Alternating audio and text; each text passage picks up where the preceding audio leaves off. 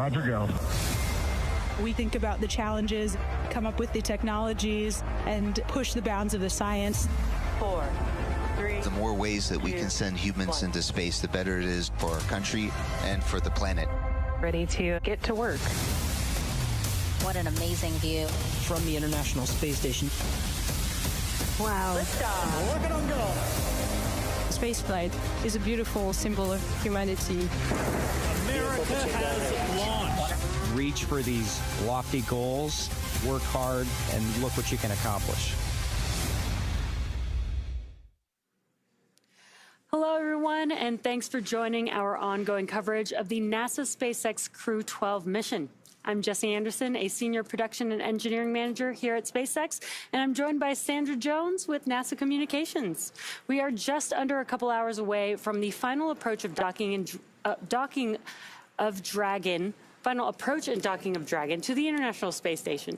This will be Dragon's 50th visit to the space station, both cargo and crew missions, and its 20th human spaceflight overall. Looking back over the last 30-plus hours, launch day preparation started yesterday for our crew members. About 4 hours prior to launch, the crew completed their final medical checks before joining the SpaceX team to get into their spacesuits. After suit up in the NASA Operations and Checkout building, the crew walked out, waving some final farewells to their family and friends waiting outside. The next destination for the crew was the launch pad. It was a short ride to Space Launch Complex 40 at Cape Canaveral Space Force Station in Florida, where the Falcon 9 and Dragon spacecraft were waiting for them. 2.5 hours prior to launch, the crew ingressed or entered Dragon, walking over the crew access arm and enjoying some last views of the Space Coast, heading into the White Room and into the spacecraft. At 2:15 a.m. Pacific Time or 5:15 a.m. Eastern, the 9 Merlin 1D engines ignited and Falcon 9 lifted off from Space Launch Complex 40, beginning Crew 12's journey to the International Space Station. Following stage separation, the first stage booster supporting the mission performed a boost back burn to bring itself back to the launch site, where it landed at Cape Canaveral Space Force Station on landing zone 40. A couple minutes after that, we had a good orbit insertion of Dragon, followed by a few minutes later by spacecraft separation. And we are currently waiting for the approach initiation burn coming up as our next milestone. But there have been a few burns already that have brought Crew 12 to where they are currently in their journey at this moment. About 45 minutes after liftoff, Dragon executed the first major burn, known as the phase burn, which is performed at the first apogee, or the highest point of the initial orbit, and raises Dragon's perigee, or lowest point, to a higher altitude. This was the first of 5 major burns using the Draco thrusters required to raise Dragon's orbit and position it for approach to the International Space Station. Then earlier today, that sequence of rendezvous and phasing burns continued as Dragon executed the boost burn at 4:13 a.m. Pacific Time, 7:13 a.m. Eastern. The boost burn put the crew where Dragon's apogee, or the highest point of the orbit, was 10 kilometers lower than the station. But raising only the apogee of Dragon's orbit isn't enough for a rendezvous where we want to dock. Before we can approach the station, we need Dragon's entire orbit, not just that highest point, to be effectively shadowing the space station.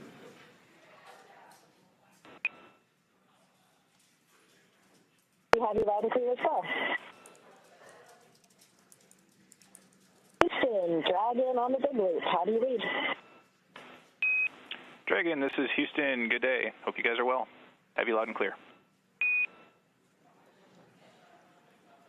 We have you the same. Houston, Dragon on the big loop. How do you hear? It is great to hear your voice. Hear you loud and clear, and I see you from the cupola.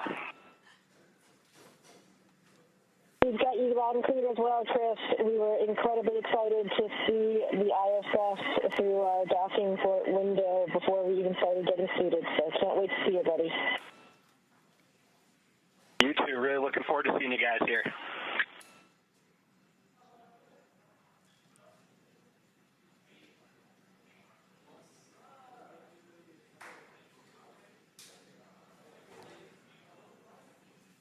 Those were some comms between the Crew 12 crew and the folks on board the International Space Station, as well as the core, which we were seeing there in mission control. Dragon executed the closed burn at 4:59 a.m. Pacific time, 7:59 a.m. Eastern, which was about a half an orbit after its boost burn. The close burn placed Dragon on an orbit roughly co-elliptical with the space station, meaning it was maintaining an orbit roughly 10 kilometers lower than the space station the entire way around the Earth. And again, that's in contrast to only being 10 kilometers lower than the station during Dragon's apogee, or the highest point in its orbit, which is achieved by the boost burn beforehand. Hours later, at 6:41 a.m. Pacific, 9:41 a.m. Eastern, Dragon executed the fourth major burn, known as the transfer burn.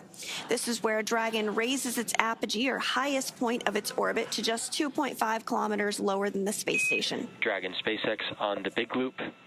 Ground is go for approach initiation and has enabled the maneuver.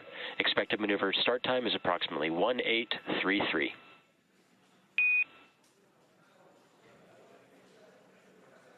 On 833 for AI.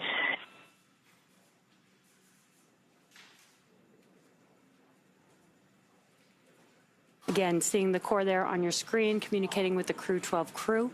Dragon then rounded everything out with a final co-elliptic burn at 7:27 a.m. Pacific, 10:27 a.m. Eastern time to once again maintain a constant orbit lower than the station, this time just 2.5 kilometers below.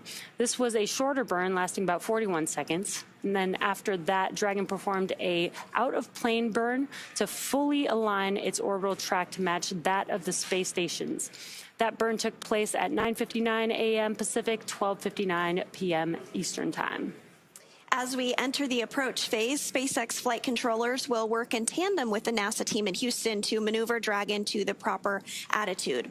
They will initialize the navigation sensors used for the methodical approach to space station, and they'll also activate and test out a number of systems on Dragon, including bidirectional communications with the station using the C2V2 system. C2V2 stands for Common Communications for Visiting Vehicles, and it sets up a data stream from Dragon to the station, giving another path for Dragon telemetry to come to the ground, and gives additional command capability to astronauts aboard the station.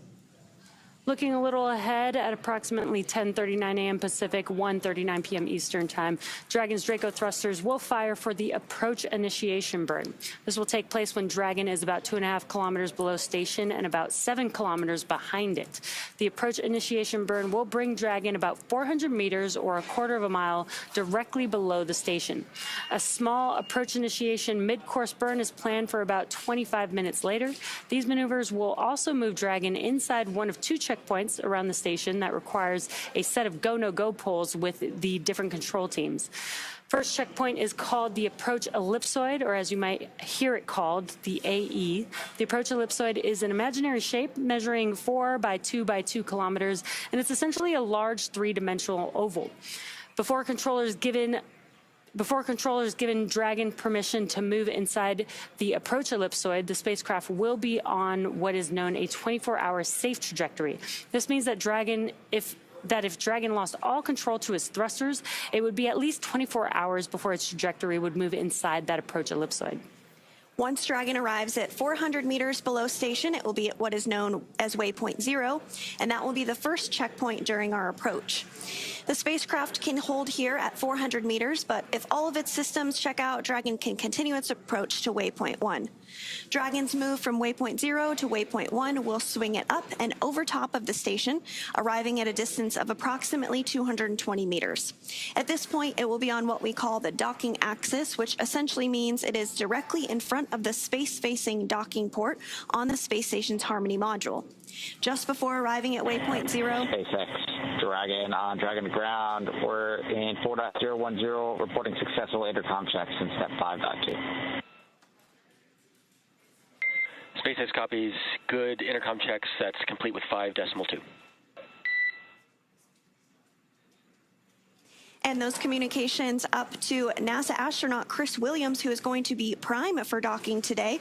We are targeting an approach initiation burn at 10:33 a.m. Pacific, so now just about 9 minutes from now. But before that, crew has to arrive at waypoint 0, and before they arrive at waypoint 0, the NASA and SpaceX teams will conduct a go, no-go poll for Dragon to move inside the keep-out sphere, which is another checkpoint that consists of an imaginary sphere around station with a radius of 200 meters. Flight controllers use this to monitor all arriving and departing vehicles, and this is another chance to confirm all of the guidance, navigation, and control systems are working correctly on Dragon before moving closer to station. It carries a similar... SpaceX, Dragon on, Dragon to ground. We are complete with 4.010 and proceeding to 4.011.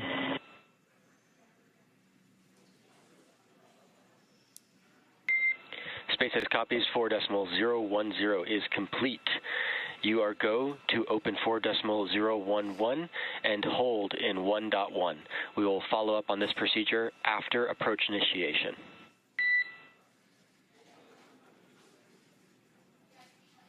We will... Dragon copies. We are holding on step 1 of 4.011.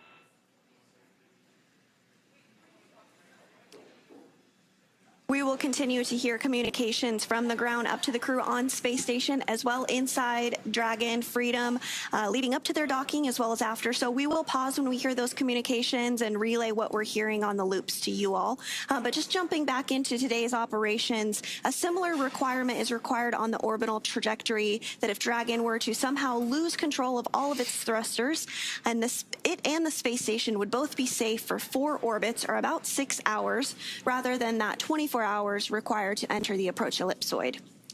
And once Dragon has approval to move inside the keep-out sphere, it will move from waypoint 1 in toward waypoint 2, which is just 20 meters away from station. Once Dragon is only 20 meters away at waypoint 2, the spacecraft focuses on aligning its docking system with the International Docking Adapter. Now, we may hear the call-out CHOP, which stands for Crew Hands-Off Point. This happens a little less than 30 seconds before docking, when Dragon is just a few meters from the docking port. At this point, any aborts will have to be done automatically by Dragon. And the grand arrival, when our crew arrives at the space station, Dragon will fly in and make contact with the IDA, or the International Docking Adapter, giving us what we call a soft capture. The soft capture ring then retracts until sensors indicate it's time for 12 hooks to drive in place to give us a hard capture and firmly secure Dragon to its new home on the space station. Once hard capture is confirmed, the space station crew, namely NASA astronaut Chris Williams, will manually pressurize the vestibule, or the area between the Dragon hatch and the space station hatch. Meanwhile, umbilicals that provide power, audio, and data connections from the station to Dragon are put in place. Then it's time for leak checks and hatch opening, which is currently timelined to come a little more than 2 hours following docking. Now, we did hear some communications back and forth on what is referred to as the big loop. And now that the big loop is configured, it is essentially, as the name suggests, one large loop between the crew on the International Space Station, the crew on Dragon Freedom approaching for docking, as well as ground control teams, both in Mission Control Houston, as well as here in Hawthorne. And it just creates a singular point for them all to communicate with each other and make sure that they're on track leading up to docking today, targeted for 12:12 p.m. Pacific time. And we are a little bit ahead of schedule, so that approach initiation burn is actually coming up in just less than 5 minutes at 10:33 a.m. Pacific time. So just a few minutes away from that approach initiation burn, as we've been talking about. And on your screen there on the right is Mission Control Houston in Houston, Texas. The team there is going to continue to monitor operations this morning on a variety of consoles. Of course, we have the flight director who oversees the entire room, but there are other flight controllers, including VVO, or the visiting vehicle officer, who will help monitor Dragon systems alongside the team here in Hawthorne. We also have Cronus, who is responsible for the cameras outside Space Station. So hopefully we'll be able to get some great views of Dragon approaching as it gets a little bit closer to the International Space Station. Dragon is now about 8,700 meters away from the space station, so still a bit away, but of course that will get smaller and smaller as we target an on-time docking today at 12:12 p.m. Pacific.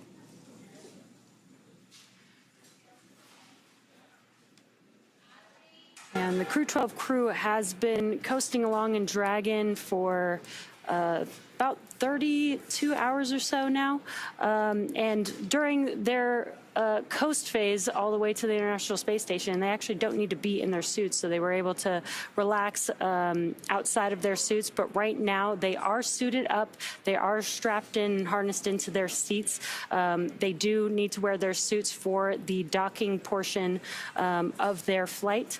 And this is just to make sure that they have the protection of the suits in the off-nominal case of a cabin depressurization.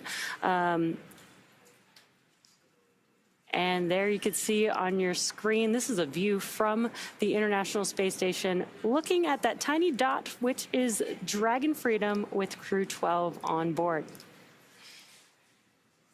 And Crew 12 is comprised of 2 NASA astronauts, an ESA astronaut, and a Roscosmos cosmonaut. Those NASA astronauts are NASA astronaut Jessica Meir. This will be her second flight to the International Space Station, as well as NASA astronaut Jack Hathaway. It will be his very first. And then for ESA, we have European Space Agency astronaut Sophie Adino, her first flight as well. And for Roscosmos, Andrei Fedyaev, this is his second flight to the International Space Station. And he is actually the first cosmonaut to fly in Dragon twice, and he's one of only a select few that have flown in Dragon more than once. That includes a couple private astronauts, including our NASA Administrator Jared Isaacman, Michael Lopez Alegria, as well as Peggy Whitson. We are approaching 2 minutes until the approach initiation burn this morning.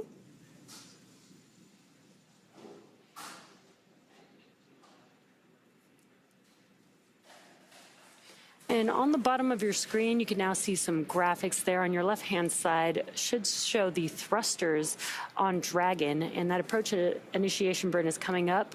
So you might be able to actually see it there live on your screen, but you can also follow along with the thrusters on that graphic to show which thrusters are actually firing at any moment.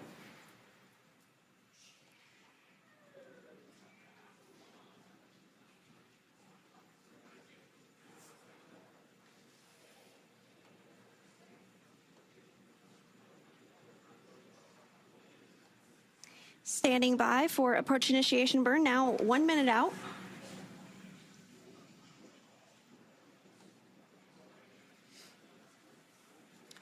And also on the bottom right-hand corner of your screen, you can also see the range. This is about how far Dragon is from the International Space Station, as well as the rate of approach in meters per second there. So you can see how fast Dragon is moving.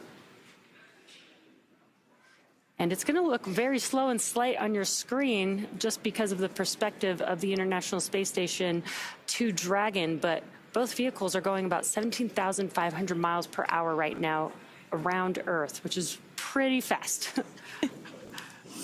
It's so fast, in fact, that the International Space Station orbits the Earth 16 times a day, every 90 minutes.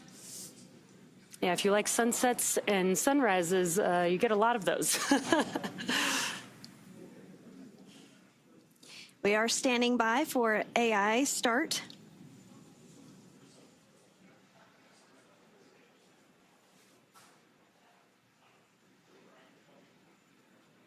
It is a little bright on your screen.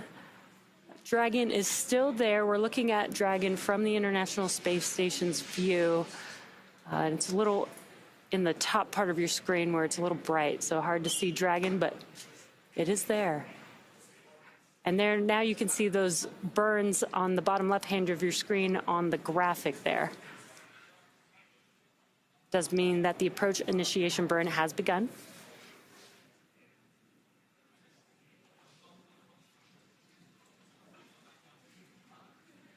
There you can see Dragon in the middle of your screen, just a little bit better. As well as some great views of Earth. The International Space Station and Dragon are currently flying over the South Atlantic.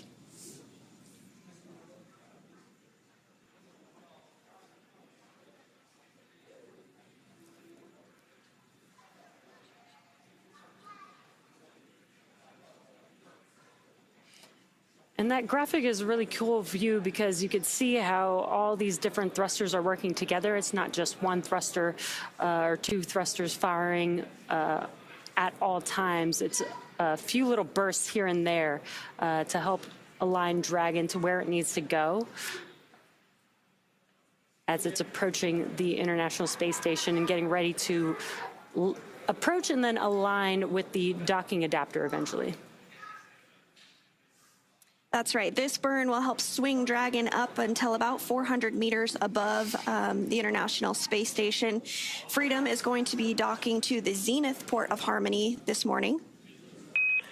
Dragon SpaceX on the big loop. Approach initiation maneuver complete. Nominal.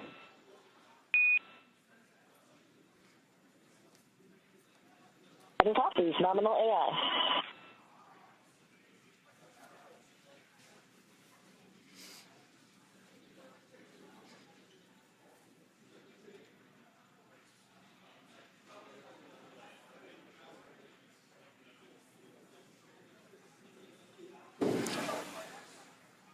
And again, as Sandra mentioned, the Dragon spacecraft is swinging itself up and over the International Space Station. It's going to be a very slow approach, but you could see the difference in the view that we have of Dragon. You're starting to see Earth in the background, but eventually Dragon will end up above the International Space Station.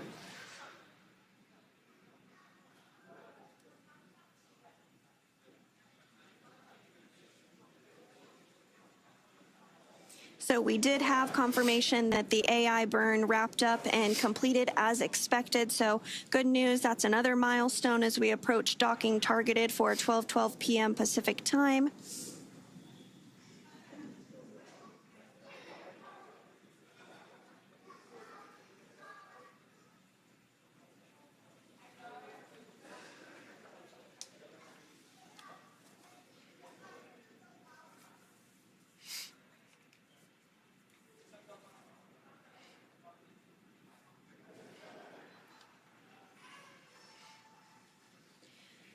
On board, the destination for Dragon Freedom is, of course, the International Space Station, and they're Dragon SpaceX on Dragon to ground for suit leak checks.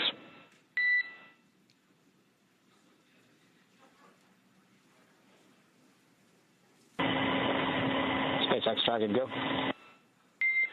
You are go to execute Section 1 of 4.011. When you complete Section 1, you can proceed into Section 2, but then we're going to hold. We're still about 5 minutes from being able to do the suit leak checks while we are still looking at the rest of the vehicle and making sure that we're good for approach.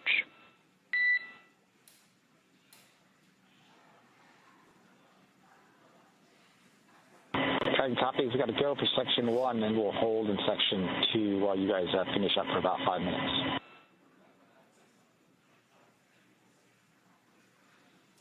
And that was communications with the core here in Hawthorne up to Crew Dragon Freedom, namely to the pilot, NASA astronaut Jack Hathaway, as they continue to gear up for suit leak checks. In about 5 minutes from now, the crew is currently seated and suited up in their spacesuits. They will remain suited up all the way through this approach phase, as well as through docking as well to the International Space Station. And on board the International Space Station, there are currently 3 astronauts and cosmonauts. As part of Expedition 74, they are living and working and conducting groundbreaking science and research. Now, last month we did have the return of Crew 11 back to Earth. But following Crew 12's arrival, the space station will have a total of 7 crew members on board and what we consider a standard crew complement. And Crew 12 has been working in indirect handover with the Crew 11 crew on the ground and getting up to speed as much as possible ahead of their arrival to the space station. This includes training on emergency procedures and the ins and outs of space station. But once they actually arrive on board, they will go through a more direct handover and training with NASA astronaut Chris Williams, who has been on the space station since November. These handovers between crews allow for continuity of the activities and helps to ensure a continuous U.S. presence on the space station, which we recently celebrated a major milestone of 25 years of continuous presence aboard the International Space Station station. So what that means is if you are younger than 25 years old, you have never known a moment in your life where there have not been humans living off the planet, which is an incredible feat.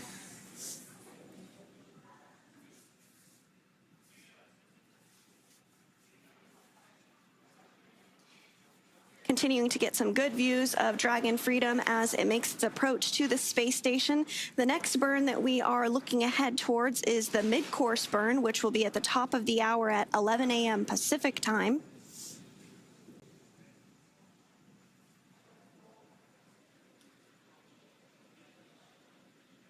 And this mid-course burn is more of a fine-tuning burn to ensure that the trajectory of Dragon is right on line ahead of docking.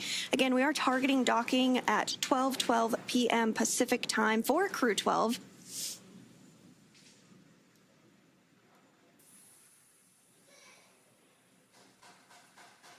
Dragon SpaceX for 4.011.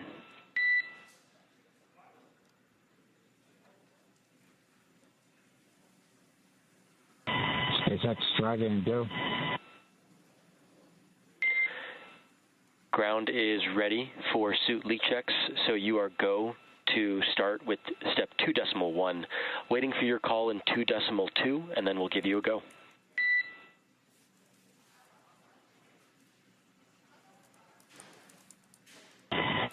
Dragon copies, we'll get into 2.1 and give you a call, or 2.2.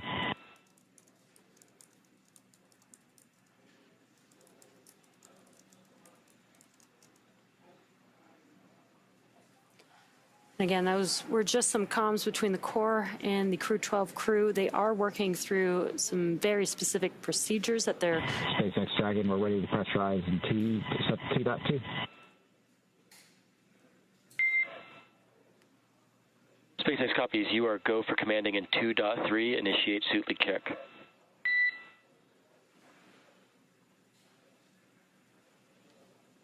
Dragon is initiating suit leak check.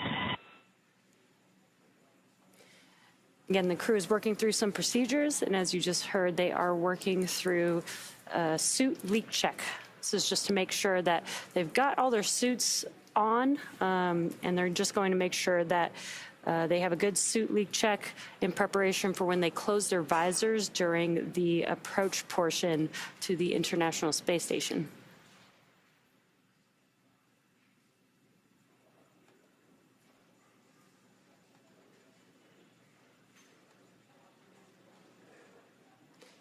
We are continuing to get some pretty cool views from the International Space Station looking at Dragon. That is Dragon Freedom with the Crew 12 crew still on board. And as Dragon approaches, we will get a clearer and sharper image of Dragon Freedom, but you are starting to be able to make out the nose cone, which is open and has remained open since shortly after launch. And this helps to expose all the guidance. Dragon SpaceX, looks like we're low on suit 3. Can we go ahead and halt the suit leak check and we'll try again?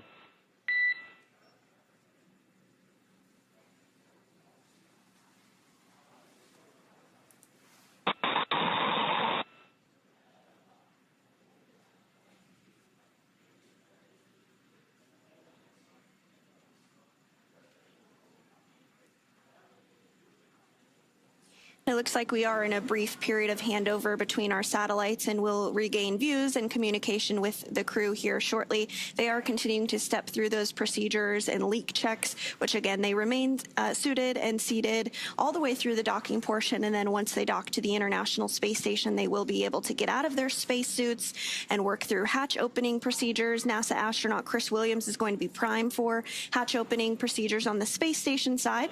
And then following that, the crew will be able to float on board the International Space Station for... Dragon SpaceX, for awareness, we're about to come up on a TDRS handover on Dragon to ground. This next TDRS pass will start at about 1849. That's 1849. At this time, I'll have crew execute step 2.8 to investigate suit 3, and we'll follow up for the next suit leak check at 1849.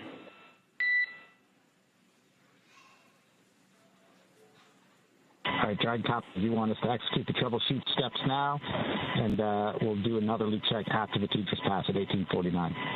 Good readback. Talk to you then.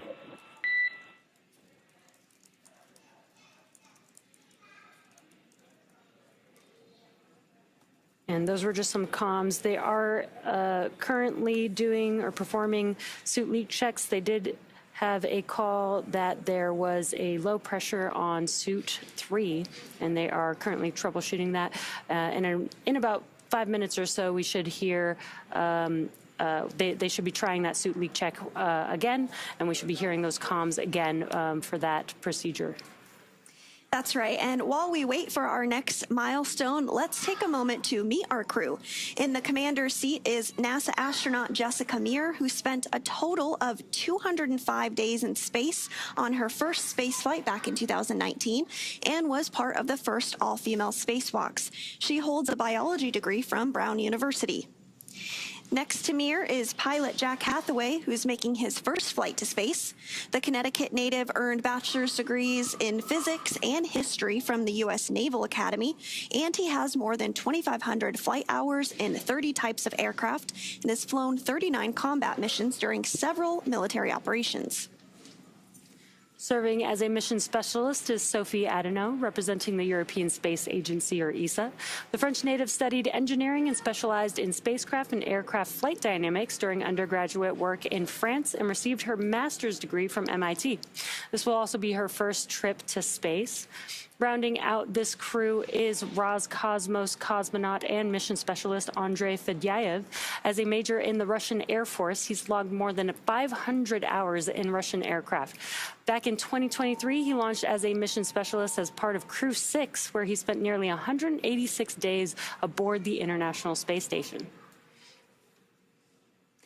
And that's a look at the crew that is currently aboard Crew Dragon Freedom as they look ahead towards docking at 12 p.m. Pacific time this afternoon. The crew did launch on Friday the 13th, just yesterday, and they did launch at 5:15 a.m. Eastern, 2:15 here in Pacific time. It was a beautiful launch from Space Launch Complex 40 in Florida.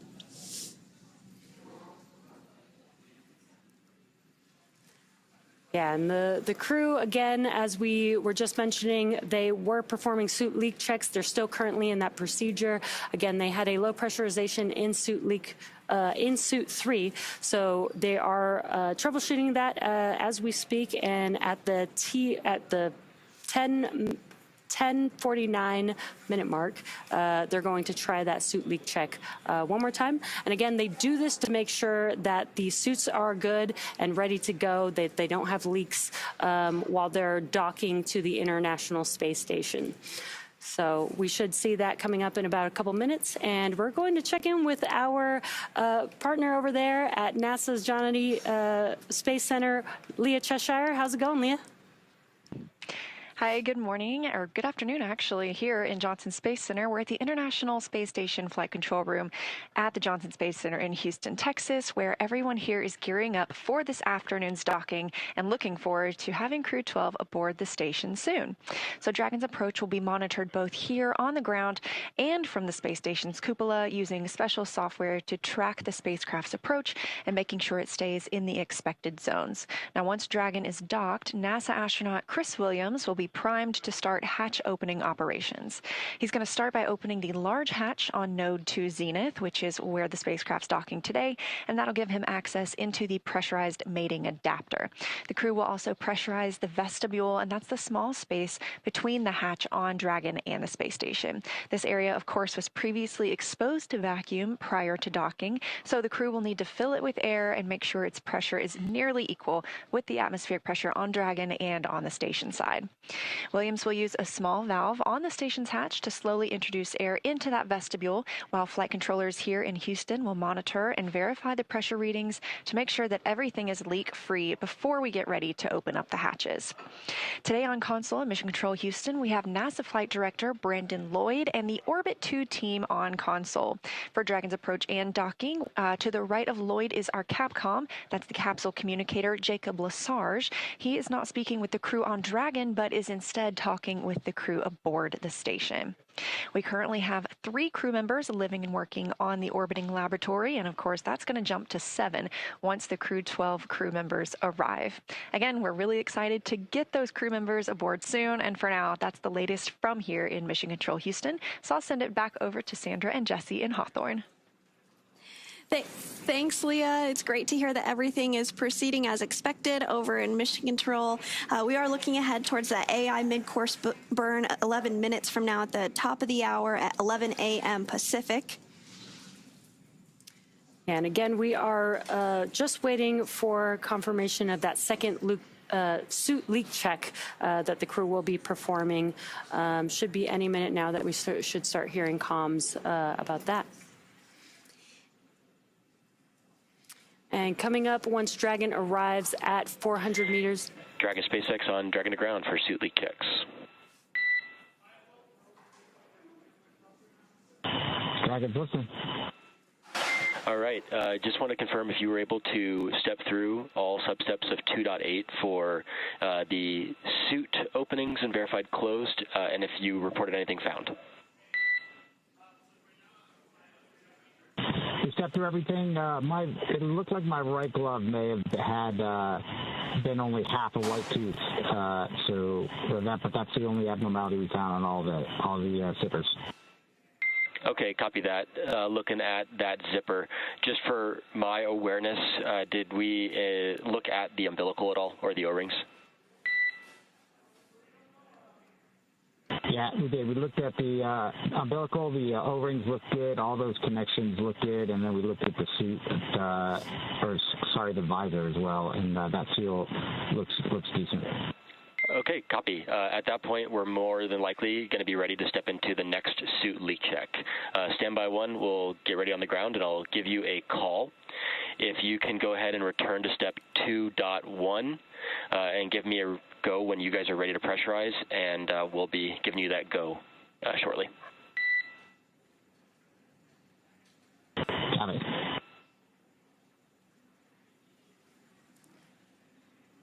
And then we heard the comms that they have been checking anything with the suit where there is a seal on the suit. So they sound. SpaceX Dragon, we're ready to pressurize for suit leak check in 2.2. All right, SpaceX copies on Dragon to ground. You are go for commanding. Initiate suit leak check. Dragon. And they are reperforming that suit leak check on pilot Jack Hathaway's suit. They did check the umbilicals, the O-rings, which are seals that help keep everything nice and tight and prevents leaks. Sounds like everything has checked out well so far. Potentially the glove zipper may have just not been closed all the way. So they're reperforming that suit leak check to see if we can get a good pressurization on Jack Hathaway's suit. And coming up here shortly, once Dragon arrives at 400 meters below space station, it will be at what is known as Waypoint 0, and that will be the first checkpoint during our approach. The spacecraft can hold here at 400 meters, but if all of its systems check out, Dragon can continue its approach to Waypoint 1. Dragon's move from Waypoint 0 to Waypoint 1 will swing it up and over top of the space station, arriving at a distance of approximately 220 meters. At this point, it will be on what we call the docking axis, which is essentially directly in front of the docking port. The crew are headed to the zenith port on space station, which is the port that is facing space. Dragon has docked to Node 2, also known as Harmony, for all of our crewed missions so far, because that's where both international docking adapters are located. And we did get confirmation that we did get a good suit leak check on Jack Hathaway's suit, so great news. Once Dragon is only 20 meters at Waypoint 2, the spacecraft focuses on aligning its docking system with the International Docking Adapter. We may hear the call-out CHOP, which stands for Crew Hands-Off Point, a little less than 30 seconds before docking, and at this point, any aborts will have to be done automatically by Dragon. And then the moment we've all been waiting for, the grand arrival, when our crew arrives at the International Space Station. Dragon will fly in and make contact with that IDA, giving us what we call soft capture. The soft capture ring then retracts until sensors indicate it's time for 12 hooks to drive in place to give us a hard capture and firmly secure Dragon to its new home on the space station. The station crew, namely NASA astronaut Chris Williams, will then manually pressurize the vestibule, or the area between the Dragon hatch and the station hatch. Meanwhile, umbilicals that provide power, audio, and data connections from the station to Dragon are put in place. Then it's time for leak checks and hatch opening, which is currently timelined to come a little more than 2 hours following docking. Yeah, we are just about an hour and 15 minutes or so from that expected docking time with the International Space Station. It's a little bit of a long process. They have been coasting for quite a while now, but I'm sure the crew is very excited to make it to the International Space Station. SpaceX Dragon, 4 nominal suits. SpaceX copies and concurs. Good news, Jack. We see 4 healthy suits. And with that confirmation, we heard... Great, yeah, we're just as happy about that as well, and that's the end of this procedure. Thanks. SpaceX copies. Exiting 4.011. We'll go back to approach monitoring. Next event will be the mid-course maneuver coming up. Per your forward view, just about 4.5 minutes. Dragon. So again, we did get 4 good suit leak checks on board for Crew Dragon Freedom as we get closer to docking at targeted for 12:12 p.m. Pacific time today. Just before we lost views there, we did see Dragon on our screen briefly. From time to time, we do have handover between our satellites, and so we'll momentarily lose views and communications, but we will regain that here shortly. Yeah, and we did have to reperform those suit leak checks, but we do have, even though they're following very specific procedures, we do make sure that there's time within the procedure to make sure that we have the time to do any troubleshooting that's needed. And we did have that time, and we're able to get some good suit leak checks and no changes to the schedule. Which is exactly why we make sure the timeline is what it is and allow some extra time for, some small off-nominal things to occur. And the crew is in their spacesuits during what we call dynamic phases of flight. That includes the launch period, as well as when they are approaching the space station and docking to the International Space Station. And so leak checks are done during all of those phases of flight to ensure that the suit can pressurize if need be. And again, we did hear 4 good suit leak checks there. So our crew is well on their way to the International Space Station following their launch from Florida yesterday on Friday the 13th. And we do have views there of our screen. You might see some lights on Dragon. Those red and green lights, they actually indicate the direction of Dragon. So the red is the port side of Dragon, and the green is the starboard side. The white light is the top of Dragon, and the yellow is on bottom. And all of those are exposed because the nose cone is open, and as we discussed previously, that does hold all of the docking equipment and navigational sensors as Dragon continues its approach to the International Space Station. So we are standing by for the mid-course maneuver. That's the next burn that we're targeting about 3 minutes from now at 11 a.m. Pacific.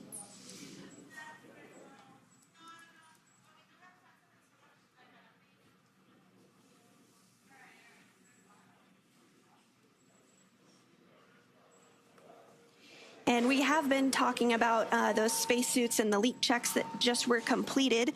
The suit's primary function is to protect the crew in the event of a cabin depressurization. If that were to occur, the suit would inflate to provide a habitat environment that the crew can live and work in long enough for the crew to return home. The flame-resistant materials on the outer layer also protect the crew in the event of a fire. The spacesuits are a custom-tailored single-piece suit, and this means that the helmet, gloves, and boots all remain attached. The helmet is made from 3D printed nylon and has a visor that pivots open, and the quick disconnect, or QD, on the right thigh mates to an umbilical on the seat. This provides air for ventilation, oxygen, nitrox for pressurization, and allows for the electronics to be connected all from a single location on the suit. A tubing network inside the suit delivers air to the neck and limbs to keep the crew cool while wearing the suit. The suit's communication system consists of helmet-mounted microphones and in-ear speakers, and it takes less than 15 minutes to put on the suit. This new IVA suit design debuted during the Crew 11 mission, and it was worn by NASA astronaut Mike Fink.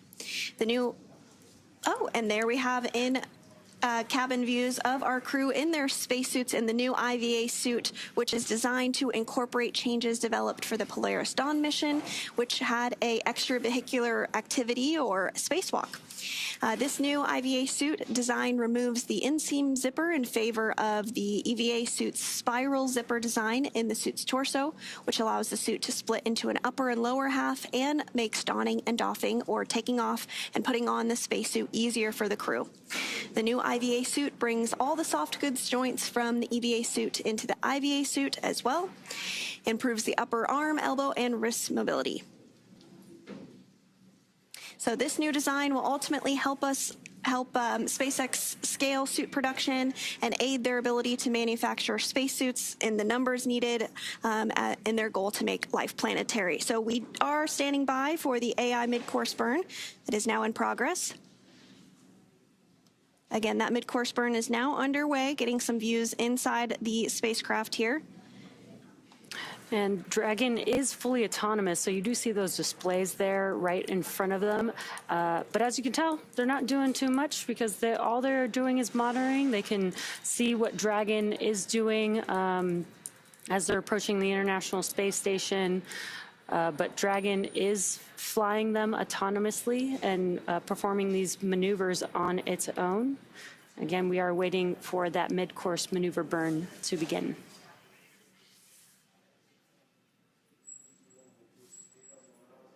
And we did hear confirmation that the mid-course burn has begun, so that burn is in progress.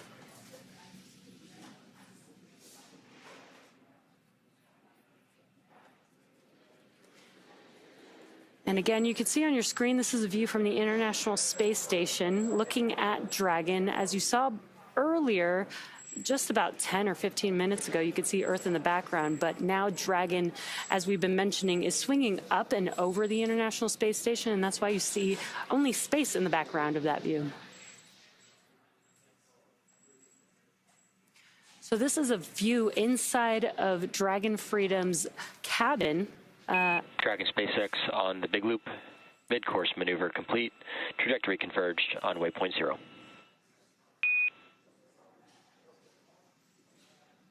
Dragon copy. Great news that mid-course maneuver burn is now complete.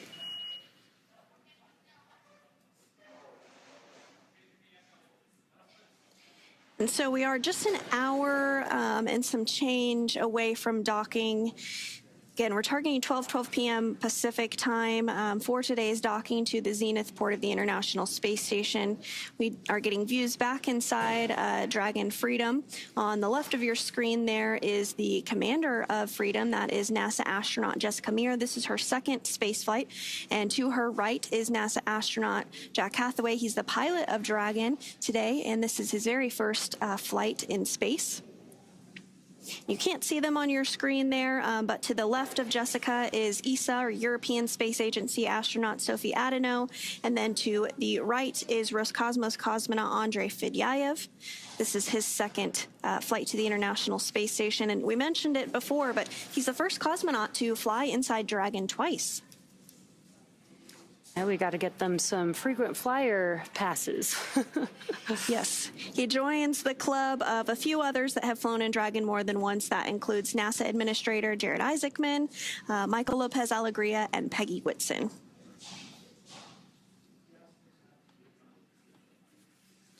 And we have been checking in from here in Hawthorne, but over in Mission Control Houston, the team is working through a poll as we speak for the go, no-go to continue to approach the International Space Station. The team in Mission Control does a variety of polls as we approach docking, and this happens ahead of launch and any dynamic phases in flight to ensure that all the systems are go, all the... Again, with a question. SpaceX here on Dragon to ground. SpaceX Dragon timeline. Can you give us a new planned docking time? The updated docking time? Firm, standby 1.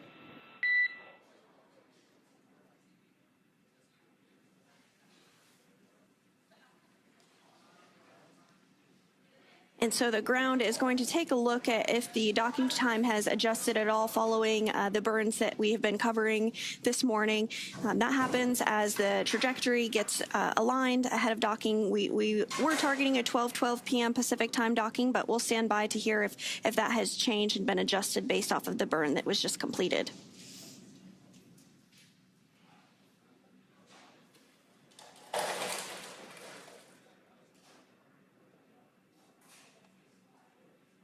Dragon SpaceX for expected docking time.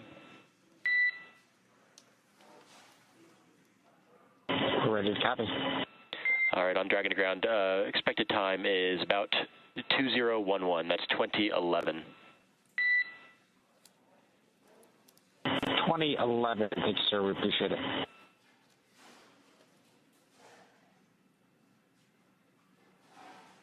And with that call out, we do have an updated targeted docking time. It is now 12:11 p.m. Pacific for Dragon Freedom to arrive to the Zenith port of the International Space Station and complete its docking. Again, we're targeting 12:11 p.m. Pacific time for docking.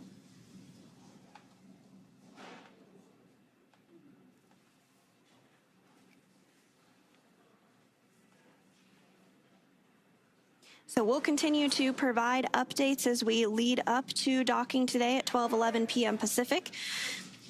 To take a look back, though, about 45 minutes after liftoff, Dragon executed a phase burn at 3:02 a.m. Pacific, 6:02 a.m. Eastern, to begin fine-tuning its orbit ahead of approach to the International Space Station. Dragon then performed the boost burn at 4:13 a.m. Pacific, or 8:13 a.m. Eastern. This is the first of several major burns required to raise Dragon's orbit and position it for approach to the International Space Station. The boost burn put crew in an orbit where Dragon's apogee, or highest point, is 10 kilometers lower than the space station. But before we can approach the space station, we need Dragon's entire orbit, not just the highest point, to be effectively shadowing the space station. So after that, the close burn at 4:59 a.m. Pacific occurred. That was at 8:59 a.m. Eastern. The close burn placed Dragon on an orbit roughly co-elliptic with the space station, meaning that it was maintaining an orbit roughly 10 kilometers lower than the station the entire way around the Earth. And again, that's in contrast to only being 10 kilometers lower than the station during Dragon's apogee, or the highest point of its orbit, which was achieved by the boost burn beforehand. And from there, at 6:41 a.m. Pacific, 9:41 a.m. Eastern, we executed the third major maneuver known as the transfer burn. And this is where we raised Dragon's apogee, or highest point of its orbit, to just 2.5 kilometers lower than space station. Then we rounded everything out with a final co-elliptic burn at 7:27 a.m. Pacific, 10:27 a.m. Eastern, to once again maintain a constant orbit lower than the station, this time just 2.5 kilometers below. And this was a shorter burn lasting just over 30 seconds. We then had the approach initiation burn, which began the final stages of Dragon's rendezvous with the space station. This is also when we started integrated operations between the Dragon control team here in Hawthorne and the space station flight control in Mission Control Houston. The teams entered integrated operations prior to the approach initiation occurring. During the approach, SpaceX's flight controllers work in tandem with the NASA team in Houston to maneuver Dragon to the proper attitude and initialize the navigation sensors used for the methodical approach to station. They also activated and tested out a number of systems on Dragon, including bidirectional communications with the station using the C2V2 system.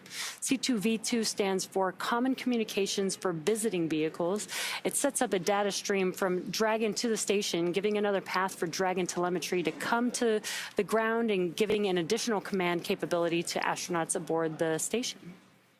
The NASA and SpaceX teams did a go-no-go poll to move Dragon inside the keep-out sphere, which is another checkpoint that consists of an imaginary sphere around station with a radius of 200 meters. Flight controllers use this to monitor all arriving and departing spacecraft, and this is another chance to confirm all of the guidance, navigation, and control systems are working correctly on Dragon before. Dragon SpaceX on the big loop. Ground is go for approach 0 and will be enabling the maneuver shortly.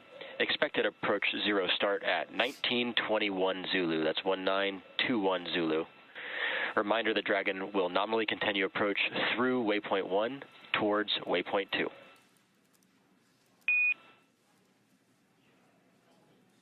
Go for approach 0, 1921.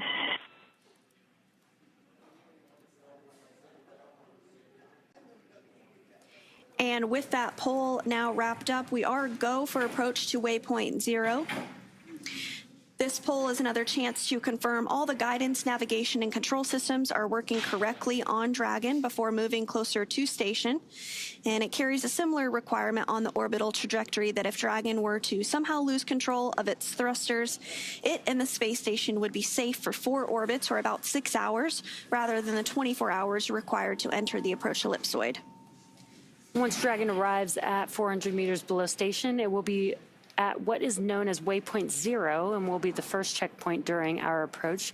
The vehicle can hold here at 400 meters, but if all systems check out, which we heard that we may pass through straight through and continue to approach waypoint 1.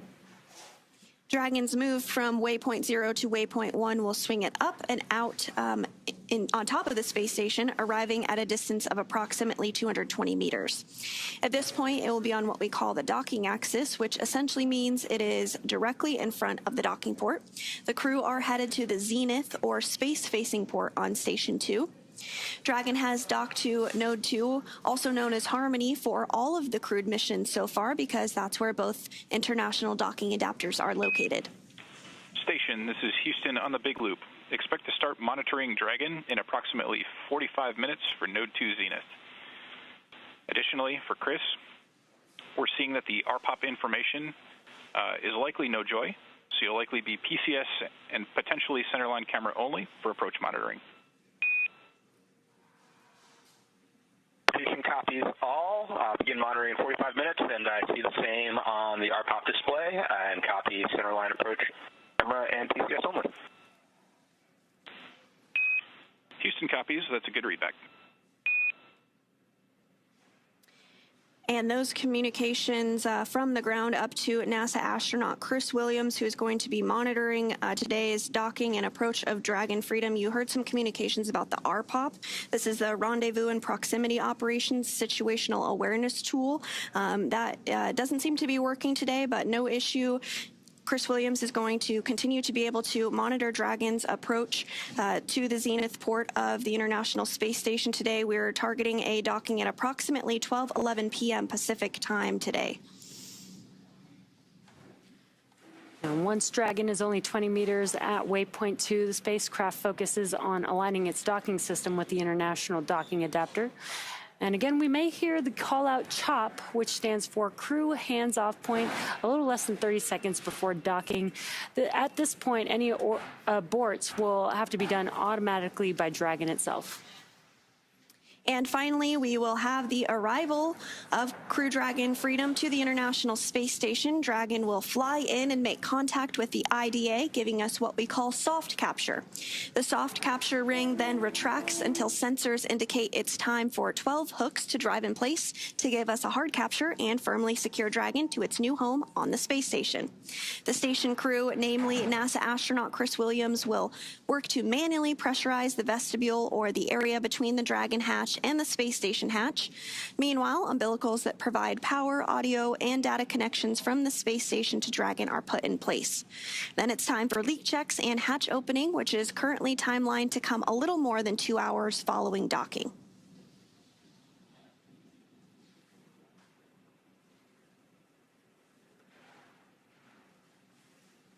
Again, you can see the graphic on your screen. Dragon approached from below the International Space Station and has now swung up and is pretty much above the International Space Station as we're getting closer and closer to docking, which is just under an hour from now.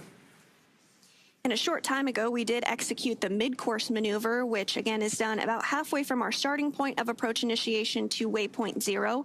It's a small burn just to fine-tune our approach to ensure we're targeting a precise point 400 meters directly above the space station. Once Dragon arrives at 400 meters below station, it will be at what is known as waypoint 0 and will be the first checkpoint during our approach. The vehicle can hold here if necessary at 400 meters, but if all systems check out, it can continue to approach the waypoint 1.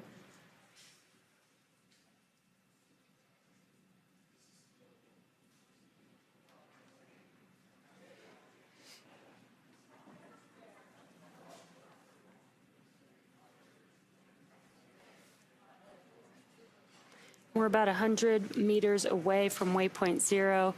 And again, you're looking at a view from Dragon now, looking forward to the International Space Station.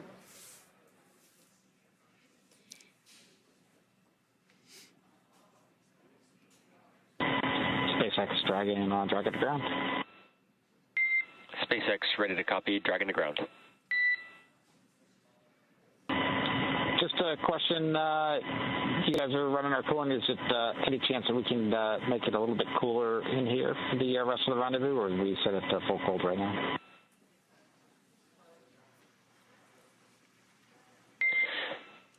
SpaceX copies. Right now we're already in full hex, so I think the current temperature we're going to proceed with through docking. How copy? Copy. We're up with that. Thank you, sir.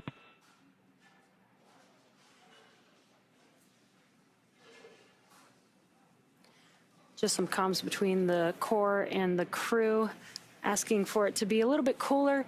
Now they are in their suits, so it does get a little bit warmer, but the suits do have air flowing through them, almost like a portable AC or personal AC system for them. But it sounds like they're going to maintain the temperature in the cabin for the crew all the way through docking. But it sounds like the crew is okay with that.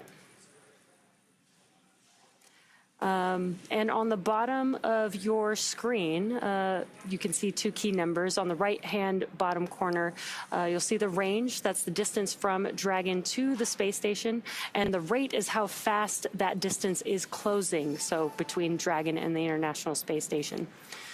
As we get closer, that rate slows down and almost like easing into a parking spot in orbit. Dragon uses short bursts from its onboard Draco thrusters to fine-tune its movements. Now, when you see the small white bursts in the graphic on the bottom left-hand of your screen, that is the spacecraft precisely adjusting its position or speed as it approaches the station. Docking status refers to the physical connection between Dragon and the space station. And soft capture means the initial contact has been made and the docking ring has latched. Hard capture follows when a series of hooks and clamps fully secure the spacecraft to the station, and that's when we call the final docking to the International Space Station.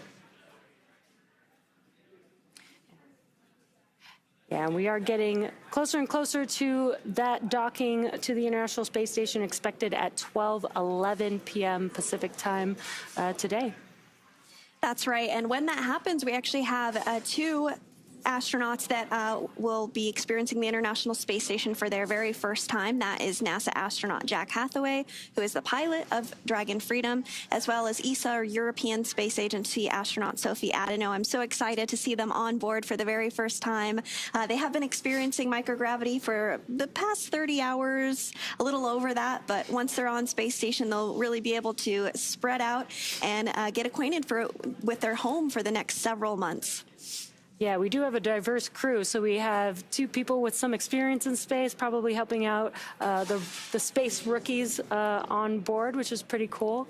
And again, we mentioned that Commander Jessica Meir, this is her second flight, but first flight on Dragon. And then our mission specialist, Andrei Fedyaev, it's actually his second flight on Dragon itself. He actually flew on Crew 6 previously, which is pretty cool. That is. It seems like just yesterday. Time flies when you're having fun. Yes. And so once they do dock, NASA astronaut Chris Williams, as we've been mentioning, is going to be primed for those hatch operations, as well as monitoring Dragon as it comes in for its approach. We're now less than an hour away from our approximate docking time today at 12:11 p.m. Pacific. But he'll be monitoring from the space station's cupola, also known as the window to the world. This is a contribution from the European Space Agency to the International Space Station and has a series of 6 windows where the crew can look out at the Earth below, as well as take incredible photography. And I've never experienced it myself, but I'm told it's one of the favorite hangout spots for the crew on board the space station, which you could imagine why. Yeah, I think that's where I'd be hanging out if I was on the International Space Station. I believe it's also the 16th year for having that cupola on board the International Space Station as well.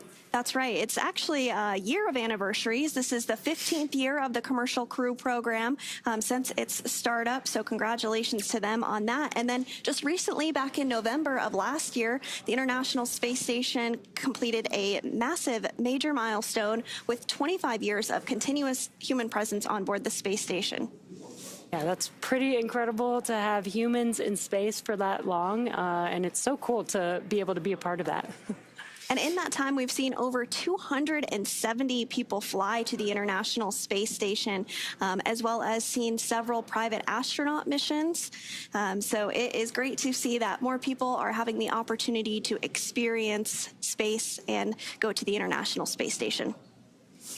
And what you're seeing on your screen is mission control here in Hawthorne, California at SpaceX. We are currently in between communications with the Dragon spacecraft. So once we do get some live views back, we will obviously share them as soon as we can. But so far, the Crew 12 crew is on Dragon Freedom. They are healthy and getting ready to approach the International Space Station. Again, docking is planned for 12:11 p.m. Pacific time today. Oh, perfect timing. Some live views there. And we are from the International Space Station looking at that bright dot in the center, top center of your screen. That is Dragon.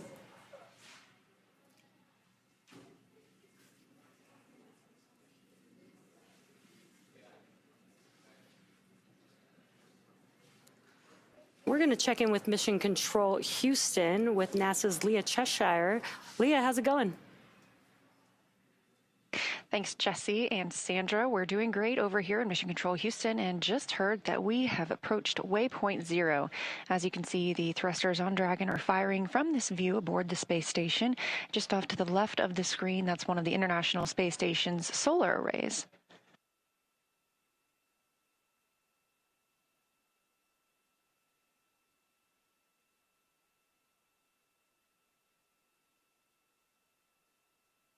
As you can see in the bottom of your screen, you can keep up with the distance of Dragon from the space station, now 384 meters away.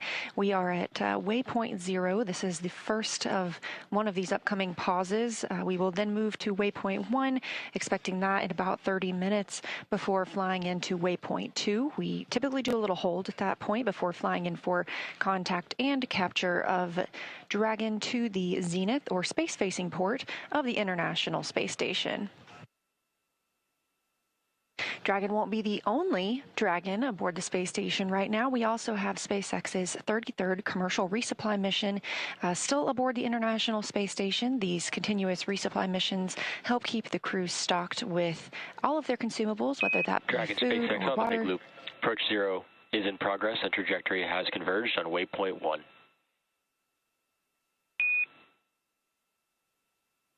Dragon copy.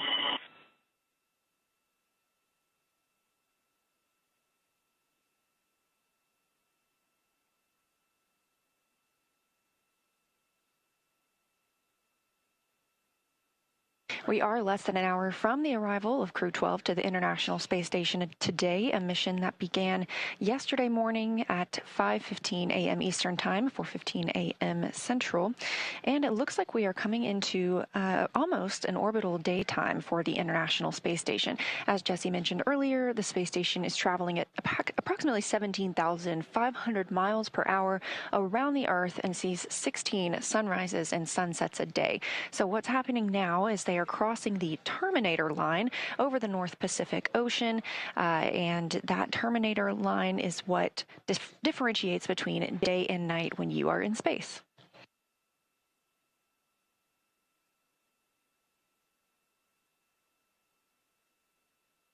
Dragon is traveling equally as fast as the International Space Station, but also performing maneuvers very closely timed around the orbiting laboratory to keep its approach methodical, to keep it safe. We say slow and steady wins the race sometimes when it comes to two vehicles docking. Sandra also previously touched on this being the 25th year, which started last November, of human presence aboard the International Space Station. So just some fun facts about that time aboard.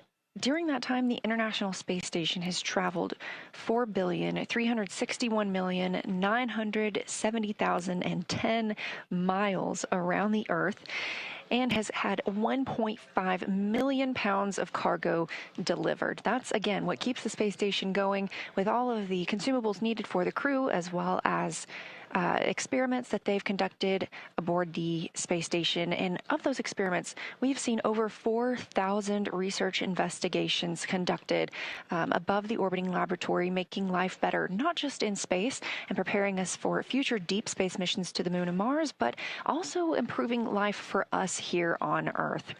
Those 4,000 research investigations have been conducted by over 5,000 researchers from over 110 countries.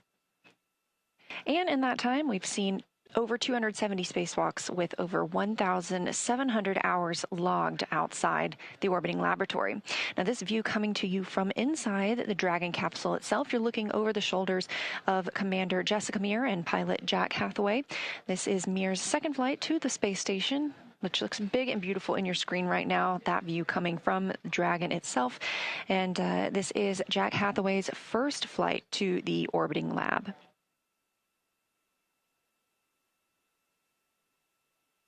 And if you look at the very top of the space station, top as in up toward the top of your screen, you'll see that other Dragon that's currently docked. Again, that's the Commercial Resupply 33 mission, SpaceX's 33rd commercial resupply mission to the space station. What you see in front of the crew are their crew displays. They're able to monitor the entire flight to the space station, and again, once they begin their journey home, not for several months from now, but they are suited and seated. We consider these dynamic operations. We also consider these integrated operations. So that big loop is established, allowing all of the parties at play here to communicate with each other. That includes the Capcom here in Mission Control Houston, the core at SpaceX, and both the crews aboard the International Space Station and aboard Dragon itself.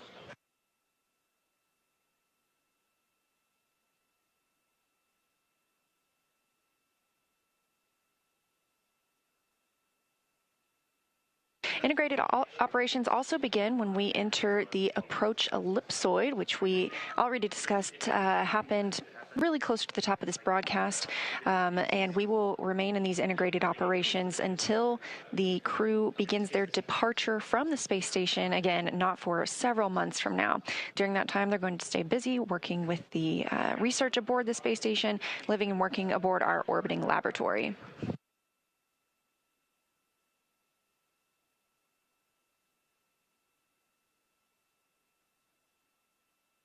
Back to these crew displays, of course, we mentioned that the crew has the option to monitor the spacecraft as they fly to their intended destination. They also have the capability to take over command if they needed to of Dragon, but the entirety of the flight is intended to be autonomous, and the crew steps back and monitors. This is a great view of the space station, and if you look closely on those solar arrays, those 8 large solar arrays, you'll see on top of some of them we have a smaller, what looks like second array, and that's what it is. It's the International Space Station Rollout Solar Array, also known as IROSA, helping to provide additional power to the International Space Station.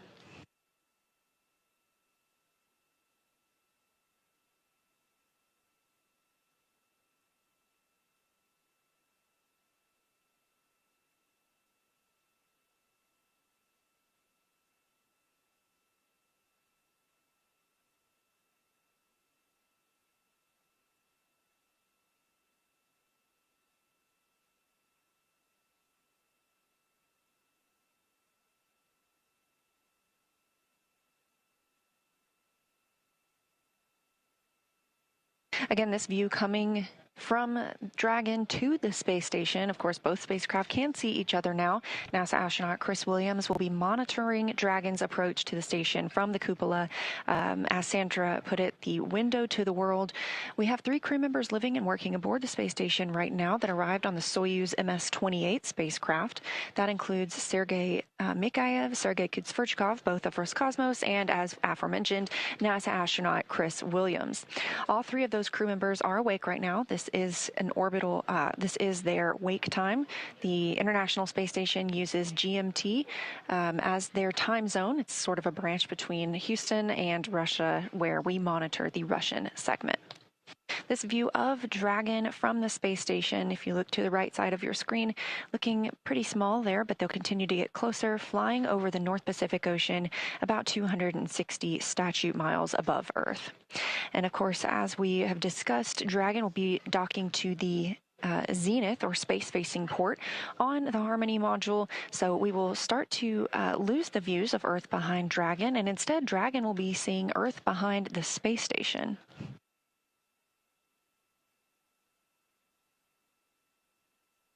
And if you've ever been interested, you can indeed see the space station with your own eye. We have a tool that helps you do that as well. It's called Spot the Station. If you just go online to nasa.gov, check out Spot the Station. You can input your location and you'll receive a list of upcoming visibilities at dusk and dawn when the International Space Station is flying over your area. It's a pretty incredible thing to see, knowing that we will soon have 7 people living and working on it.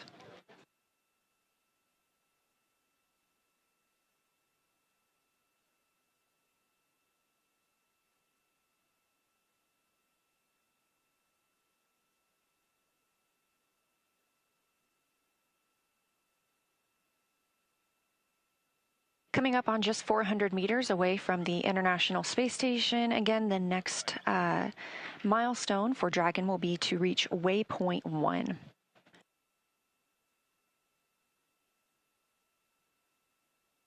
Waypoint 1 is sometimes a pause location. However, we are expected to continue straight through to waypoint 2.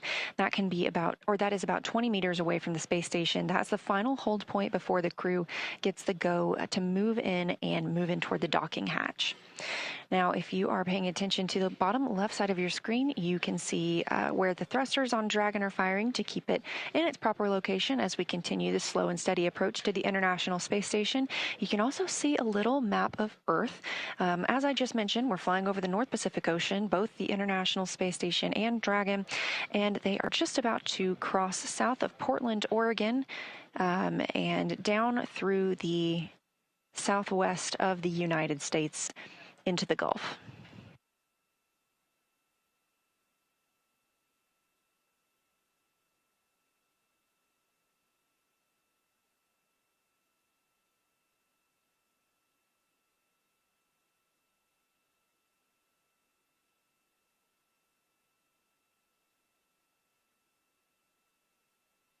Teams here in Mission Control Houston are conducting their go, no-go poll to approach waypoint 1. These polls happen at all times of a major dynamic moment during the flight.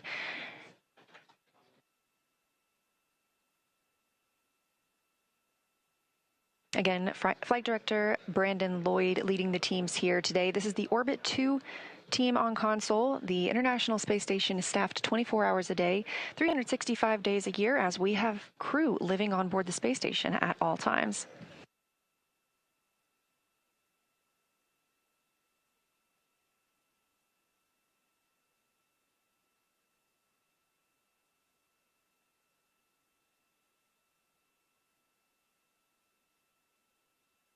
this beautiful view coming from the space station of Dragon as they both prepare to cross over the northwest of the United States of America.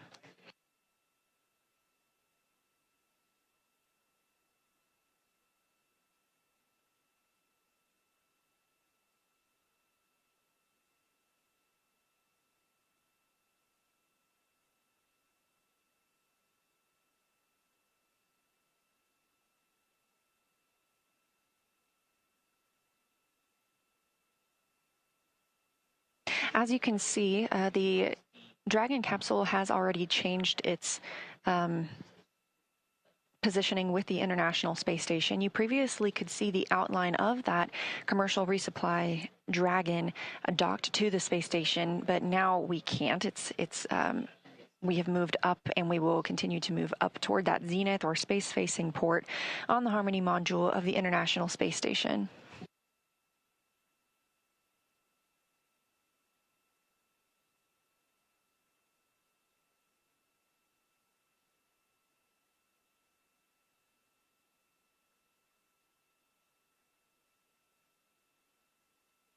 And as we mentioned, we do have 3 people living and working aboard the space station. So far today, they have completed their exercise. All crew members are required to exercise approximately 2 hours a day, every day while in space. Obviously, you're not using your bones or muscles as strongly as you would on the Earth during that time. And so these extended periods of exercise allow us to help keep the astronauts' bones strong while they are in a microgravity environment.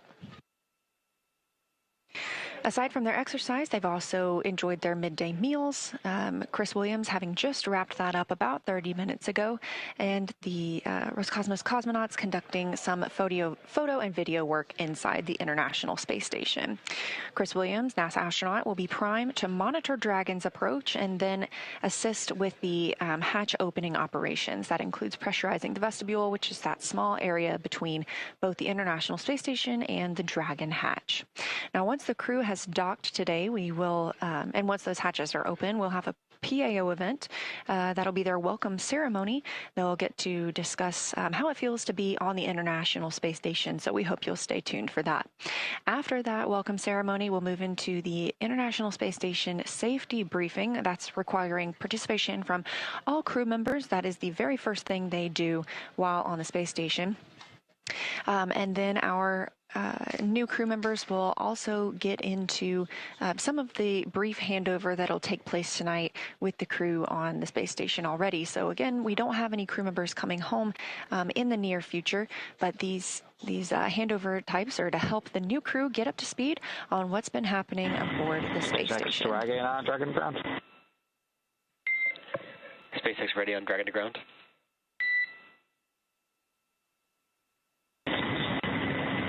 Yeah, we during the PMC we had a little bit ago, we made a tentative plan to do another PMC as soon as possible after the docking, and we're going to go forward with that plan. So if you just have the surgeon ready for us after we get all docked, we would appreciate that.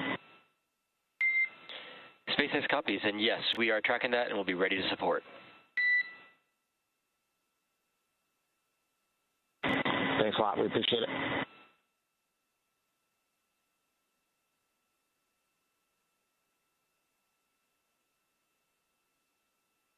And as you heard, the crew called down to the International Space Station Flight Control Room here in Houston, Texas.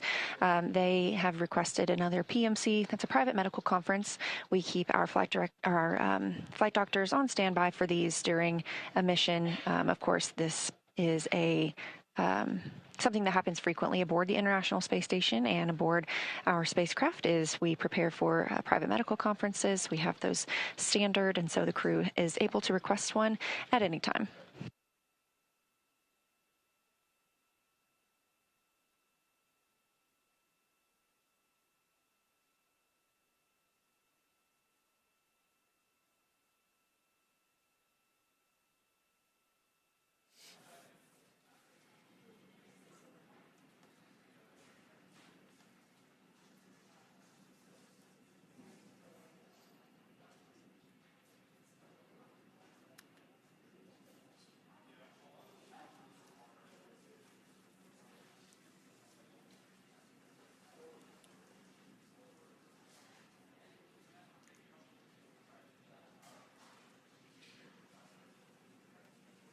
We're continuing to monitor Dragon's approach to the International Space Station. Again, expecting that docking in approximately 33 minutes. That would be at about 12:11 p.m. Pacific time, which is where I'm going to toss it back to SpaceX in Hawthorne, California, and my colleagues Jesse and Sandra. How is it going over there?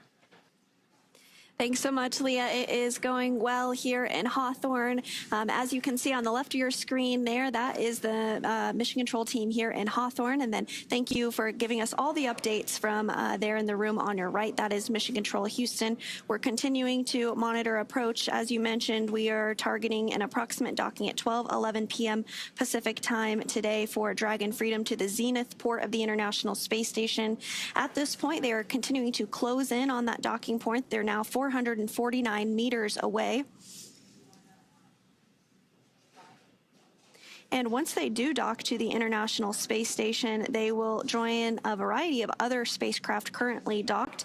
In fact, there are 6 other spacecraft currently docked to the International Space Station. That includes NASA's SpaceX Cargo Resupply Mission 33, the 33rd Cargo Resupply Mission, as well as JAXA, or Japan Aerospace Agency astronauts HTV-X1, Northrop Grumman Cygnus NG-23, Soyuz MS-28, which brought up NASA astronaut Chris Williams in November, who we have been mentioning multiple times is going to be prime for monitoring approach and docking today, as well as 2 Progress cargo spacecraft from Roscosmos, Progress 93 and Progress 92.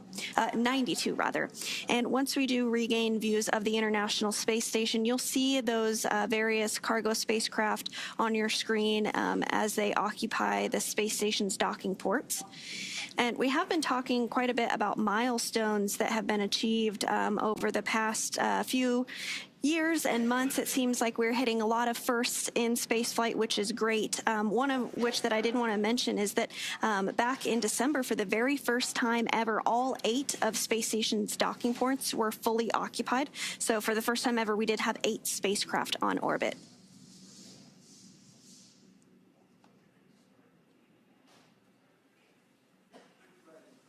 And although we're not getting any live views, you can still follow along with Dragon. In your bottom left-hand corner, you can see that some of those thrusters are firing.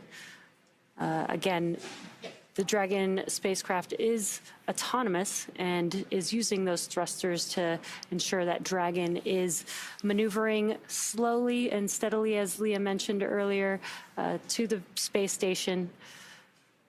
Each one of those little bursts help control the vehicle, orient it in the correct orientation as it's moving towards the locations that it needs to align with the International Space Station's docking adapter. And a view from inside of the Dragon cabin. On your left-hand screen is Commander Jessica Meir, and on your right is pilot Jack Hathaway. Again, as they're monitoring the autonomous vehicle on their display screens. And another view from the Dragon spacecraft looking at the International Space Station. It looks bright here and maybe looks small from this view, but it's actually about the size of a football field, which is pretty large. They've got a lot of space out there in space. That's right. And the International Space Station and Dragon are actually flying over the continental United States as we speak. They're right overhead of Laredo, Texas. So if you're outside in Laredo and you're watching this, step outside and wave up to our Crew Dragon Freedom crew members as they approach their new home for a long-duration science and research mission aboard the International Space Station.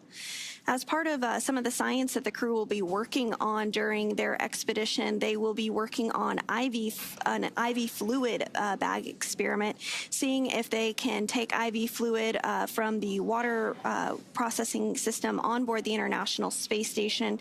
And this is really critical as we venture out further into the solar system because, as you can imagine, water is quite heavy to launch, and you'll need IV bags for a variety of medical reasons on long-duration space flights. So if we're able to create these IV bags in the microgravity of space using recycled water, that's one less thing that we have to bring, and it creates the availability of crew members to utilize those if needed. So I'm excited to see how that science experiment goes, and you can follow along with all the science and research being done on board the International Space Station with our Space Station blog. We put out updates daily on what the crew is up to, the science and research investigations, as well as launch updates and everything to deal with the International Space Station. So check it out if you haven't already. It's a great resource.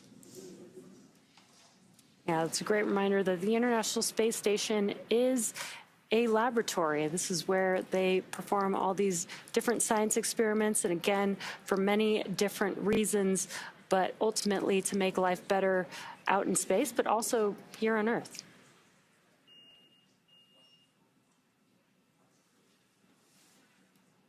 So continuing to get an even more clear view of the International Space Station there. You can see the solar arrays as well as the augmented solar arrays, the IROSAs, or the ISS rollout solar arrays. They're the smaller arrays stacked on some of the arrays you see there. And while they're smaller, they actually generate more power than the large arrays due to enhanced technology that has been developed since the time that those initial solar arrays launched.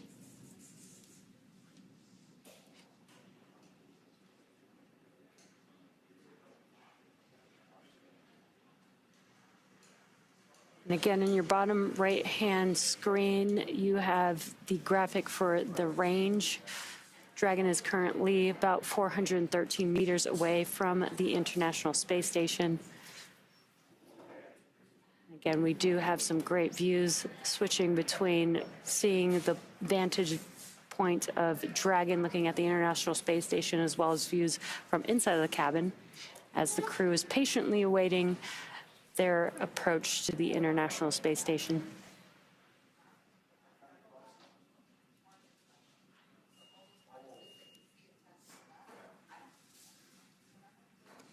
And back inside of Dragon Freedom on your left, that is the commander, Jessica Meir. This is her second space flight, and to her right is NASA astronaut Jack Hathaway. This is his first flight to the International Space Station, and he's serving as the pilot today. And then you can't quite see them, but there are two other members on board Dragon. To the left, European Space Agency astronaut Sophie Adano, her very first space flight. And to their right is Roscosmos cosmonaut Andrei Fedyaev. This is his second space flight.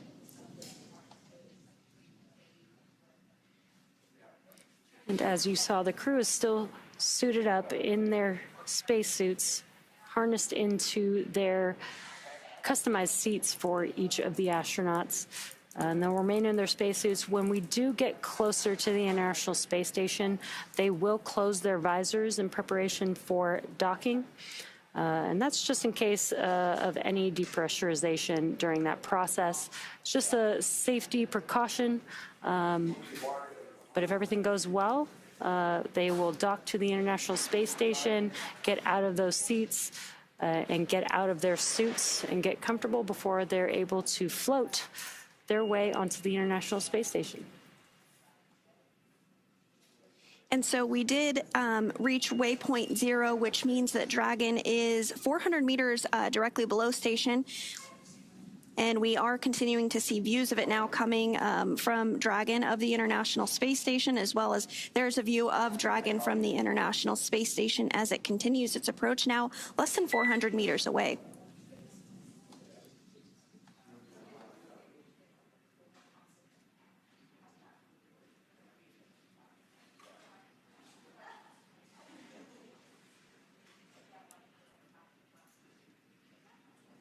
So the next mile.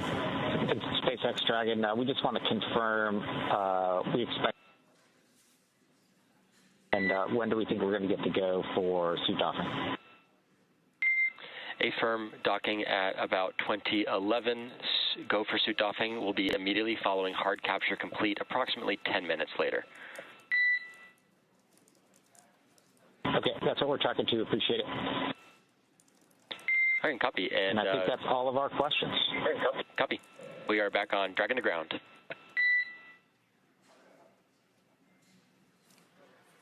And just some comms there, the crew asking when they'll be able to doff or get out of their spacesuits. Sounds like it'll be about 10 minutes after hard capture, which is when the 12 hooks that connect with the International Space Station fully engage and create a hard capture between Dragon and the International Space Station.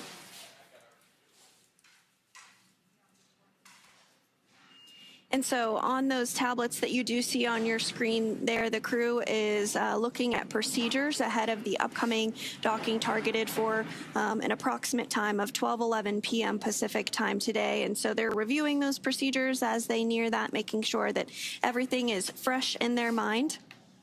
And in addition to tablets, the crew actually had the opportunity to bring iPhones with them on board the flight for the very first time. So they'll be able to capture some imagery of the Earth, of themselves, of what they're doing as they are living and working aboard the International Space Station. And I'm looking forward to seeing all that they'll be able to capture with a camera in their pocket, just like all of us here on Earth. There are high-definition cameras on board the International Space Station as well that the crew receives training on.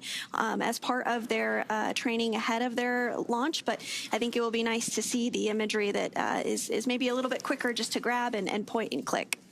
Yeah, I think that's really exciting that they'll be able to almost act like us here on Earth with their personal cameras with them, personal phone, and be able to, capture life on the International Space Station from each of their perspectives.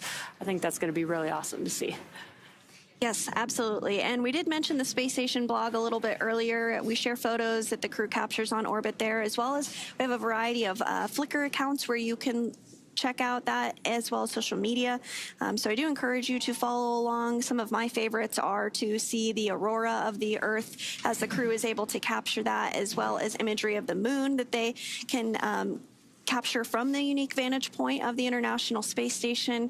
Particularly exciting for us at NASA as we are targeting the Artemis 2 flight, a 10-day test flight around the moon to test out the Orion spacecraft and its systems ahead of a future lunar landing mission. So it'll be very cool to see that. And then also another exciting data point for this particular flight is we are planning to have a ship-to-ship call between the Orion spacecraft and the International Space Station. So Crew 12 will be able to participate in that ship-to-ship call during their mission.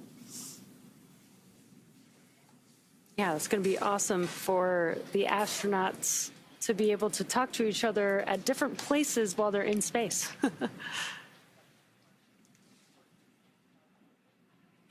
So Dragon is that small white dot that you see on your screen there. And you can also see a little bit of the Canadarm2. That is a robotic arm that can be maneuvered from the ground and can be utilized it's used during spacewalks as well as during cargo spacecraft operations. And the Dragon spacecraft is just about 313 meters away, making its way to waypoint 2, which should be about 220 meters away from the space station. And Dragon and Space Station are passing over northwest South America near Ecuador. Just a few minutes ago, we mentioned that it was passing over Texas, so that really just goes to show how quickly Dragon and the International Space Station are flying at 17,500 miles per hour. Doesn't look like they're flying that fast, but they are. The International Space Station orbits the Earth 16 times a day.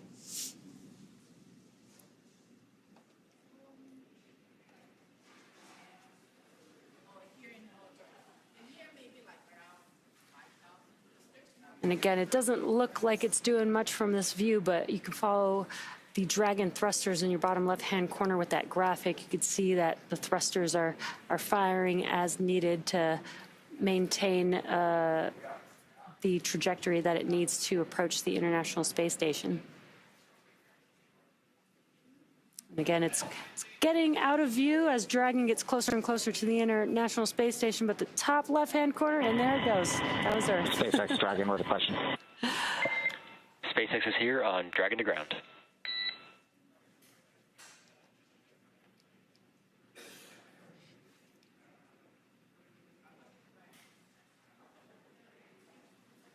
We have one more 30-second question for the doc.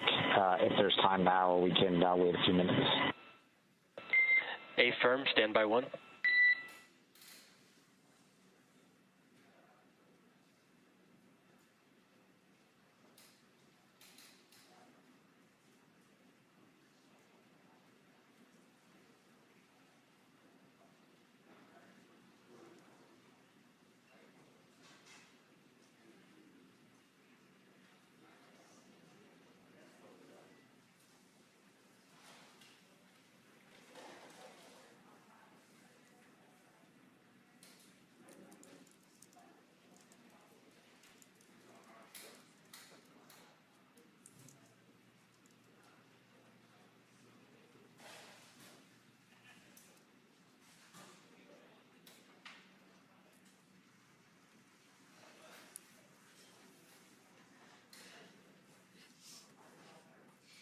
And as we continue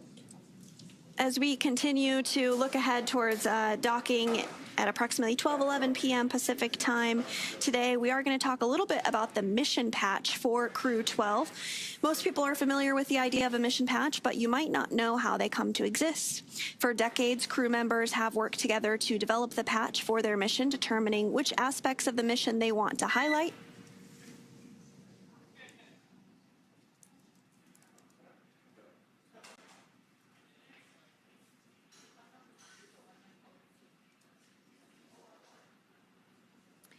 So again, you do see Crew 12's mission patch on your screen. For decades, crew members are able to work together to develop the patch for their mission, determining which aspects of the mission they want to highlight and any special details they'd like to include. The crew themselves can design their patch, or they can share their design ideas with an artist who makes it come to life.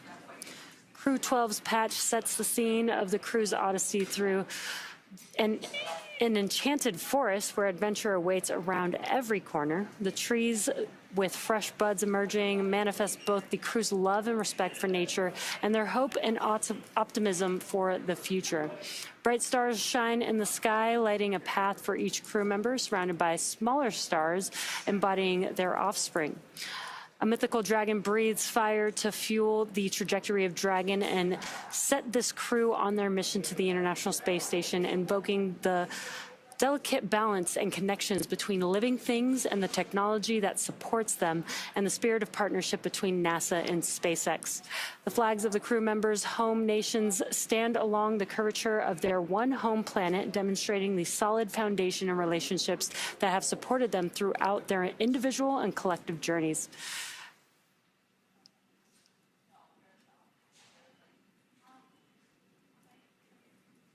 And a great live view from the International Space Station.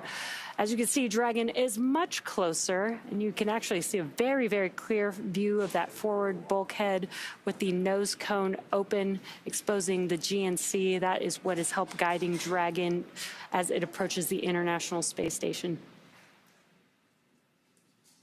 And there are 3 configurations that Dragon can have. Today's configuration is, of course, to dock to the International Space Station, but there's also a configuration where that forward bulkhead is a window, as well as the availability for that to be opened up as part of spacewalks that can occur.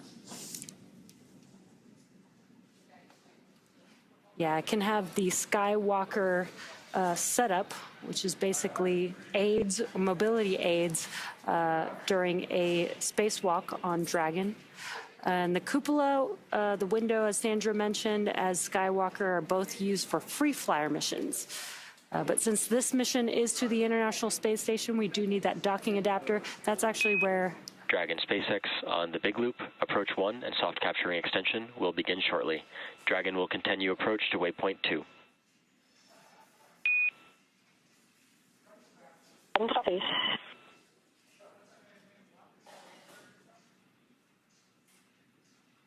Great news. Just some comms from the core letting the crew know that they will be able to continue to approach to waypoint 2. And as I was mentioning, with the international docking adapter configuration for Dragon, that's actually where the crew will pass through and enter to the International Space Station. Will be through this forward hatch that we're looking at right now. That's right, and you did hear some communications there from the ground about the soft capture ring and stepping through procedures ahead of opening up that hatch following docking. NASA astronaut Chris Williams will be primed for those hatch opening operations today. We are less than 10 meters away from waypoint 1 today. We did get the go that the team is comfortable approaching waypoint 2.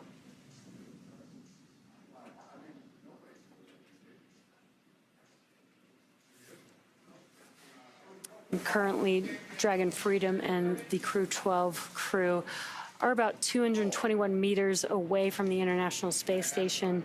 Waypoint 2, just to give some perspective, is just about 20 meters away from the station. And once we get to waypoint 2, the vehicle, the Dragon spacecraft, will align itself with the docking adapter in preparation for that final approach for docking. Again, expected at 12:11 p.m. Pacific time, just about 12 minutes away. Station Houston on the Big Loop. Please monitor approach per step 3 of 1.102, Dragon approach and retreat monitoring. Chris, let us know when your review is complete and when you are ready for docking. Station copies all, picking up step 3, 1.102. You got it. Good read.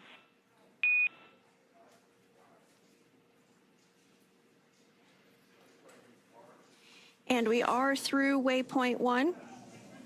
Before reaching waypoint 1, mission station review is complete. Ready for docking. Houston copies. You are ready for docking.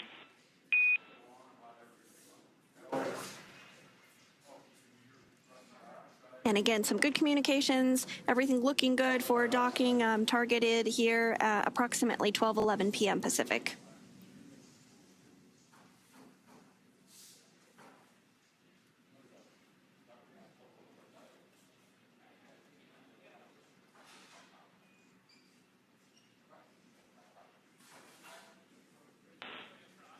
And Station Houston on the Big Loop. At waypoint 2, Dragon will briefly pause to align for docking, then automatically resume approach. Station copies all.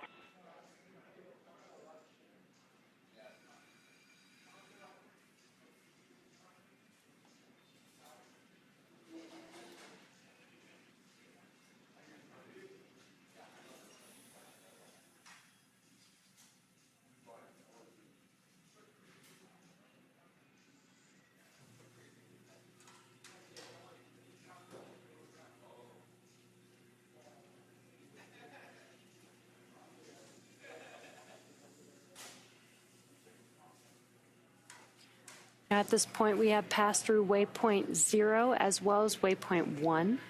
Initial contact between Dragon and the International Space Station is expected at about 12:11 p.m. Pacific time or 3:11 p.m. Eastern. And before reaching waypoint 1, mission operators conducted a go, no-go poll to allow Dragon to begin its approach to waypoint 2, which is located inside the keep-out sphere about 20 meters away from the space station. as mentioned previously, all visiting vehicles take this phased approach to station, stopping at predetermined gates for teams to run quick checks on vehicle performance before approaching station. When it comes to bringing two spacecraft together, slow and steady really does win the race, as docking operations require a great deal of precision to make sure we're keeping the spacecraft and the crew safe. At the 20-meter distance from station's docking adapter, Dragon's approach will slow, and it will begin to align itself with the adapter to come in for the final approach. Dragon will first make initial soft contact with the adapter's soft capture ring, which will then retract to bring Dragon in for the hard capture sequence. As a further precaution, Dragon's soft capture system includes a set of rotary spring dampeners to lessen the force of the contact between the spacecraft and the station. So with that, let's check in with Leah Cheshire in Houston for an update on Space Station. Leah? Thanks, Sandra. Right now, the crew aboard station is preparing for the upcoming docking of Dragon. Again, we're expecting that just a little over 10 minutes from now. So everything is continuing to look good here on the space station side. Flight Director Brandon Lloyd just polled the rest of the room to make sure that we are all go, and Mission Control Houston is. NASA astronaut Chris Williams will be in the station's cupola using special software to track Dragon's approach and make sure it stays in its expected zones. He'll also be primed for the hatch opening procedure operations once Dragon is docked. So during these operations, he'll start by opening the large hatch on the Node 2 Zenith, that's the space-facing port, and give them access into the pressurized mating adapter. The crew will pressurize the vestibule, and that's the small space between the hatches on Dragon and the space station. Of course, this was previously, or currently still, exposed to vacuum prior to docking, so the crew will need to fill that with air and make sure its pressure is almost equal with the atmospheric pressure on Dragon and the space station. Chris Williams will use a small valve on the station's hatch to slowly introduce air into the station's vestibule. Now, flight controllers here in Houston will monitor and verify the pressure readings to make sure everything is leak-free before we get ready to open up those hatches. And this is, again, another slow and steady process, so it can take a couple of hours to complete. We are tracking docking coming up at 2:11 p.m. Central, 12:11 p.m. Pacific. It's followed by hatch opening about 4 p.m. Central, 2 p.m. Pacific. So we're going to round that all out with that welcome ceremony I discussed earlier as Crew 12 officially joins the Expedition 74 crew currently aboard the International Space Station. Again, everything is go from here in Mission Control Houston, so sending it back over to Hawthorne for docking. Dragon SpaceX. SpaceX Dragon on the big loop. SpaceX Dragon on the big loop. Reset visors down. All right, SpaceX copies visors down, and I can confirm soft capture ring extension complete. We are not planning to hold at waypoint 2. We'll go through approach 2 prep. Copies. No hold at approach 2.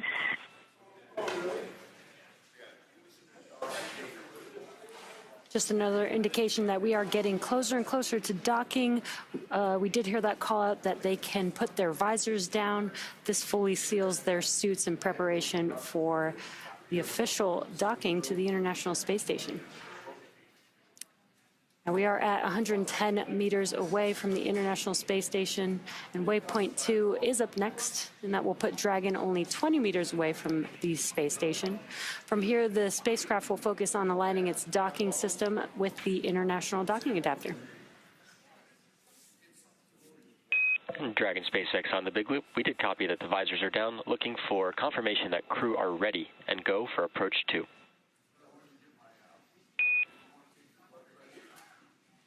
Crew is ready for approach 2.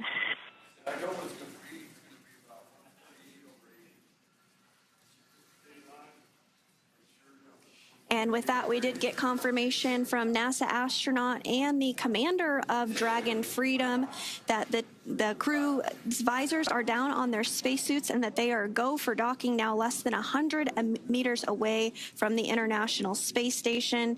Approximate docking time today that we are tracking is 12:11 p.m. Pacific, so just minutes away from now. They are approaching waypoint 2 now.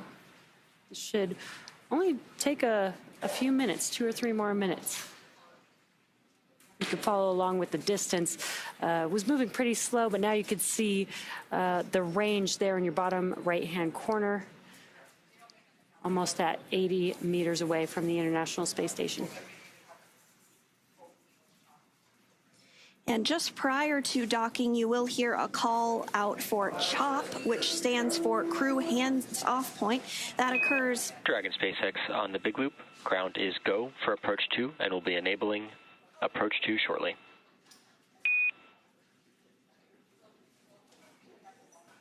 Copy, so. Again, that call out that you'll hear about 30 seconds before docking, called CHOP, is for the crew hands-off point. So any directions that would need to, any actions rather that would need to be taken would happen manually by the spacecraft autonomously versus manually by the crew.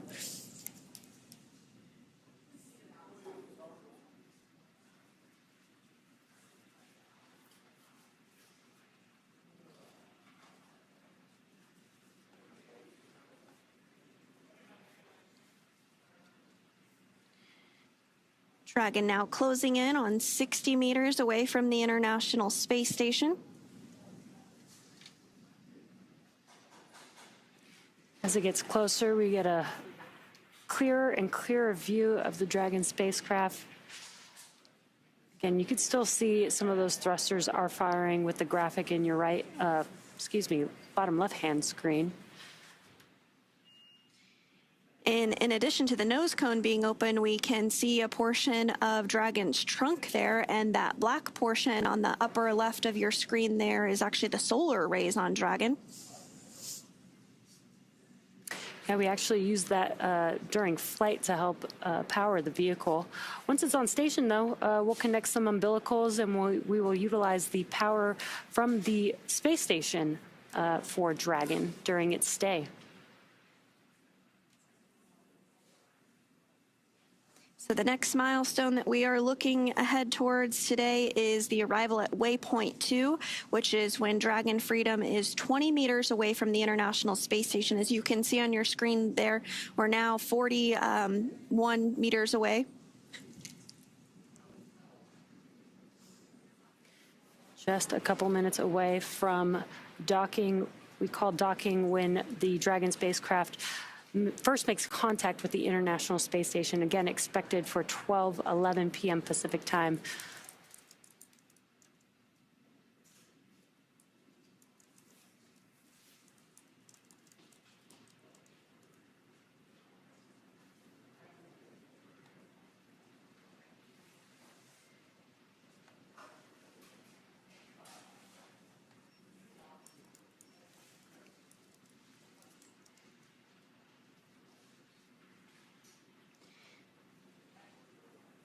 And now you can see in the bottom right-hand corner, that is the docking adapter.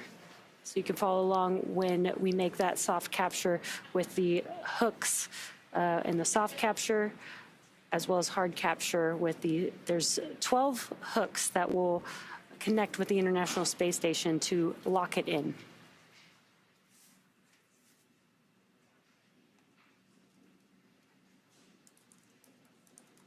The range is now on your left bottom corner. We are just at waypoint 2, just about 20 meters away from the International Space Station.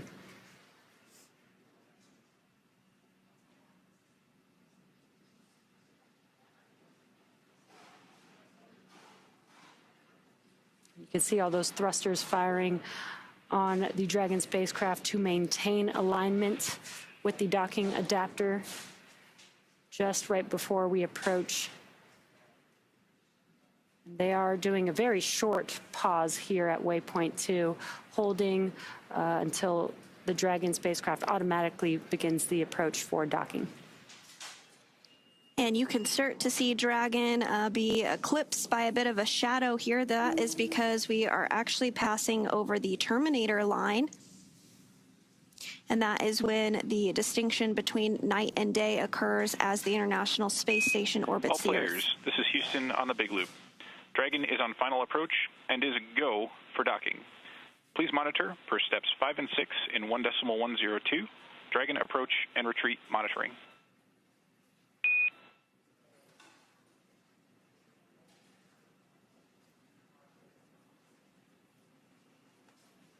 Station copies, monitoring step 5 and 6.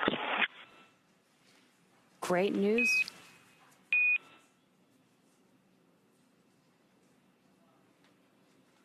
Great news. We did get that confirmation that we are go for docking. And that go coming from the Capcom, or going up to the crew, rather, that is Capcom Jacob Lesarge.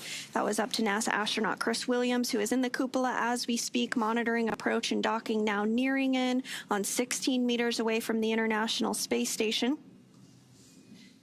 About 30 seconds prior to docking, we might hear the call out, or we will hear the call out for CHOP, which stands for Crew Hands Off Point. At this point, any aborts will have to be done automatically by Dragon. And the crew on board the space station can also send a retreat command to Dragon if needed.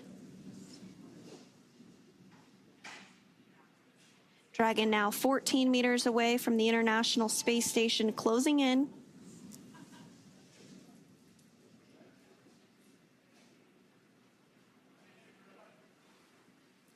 Again, what you can expect after Dragon makes contact with the International Space Station is that 12 hooks will be deployed, 6 at a time.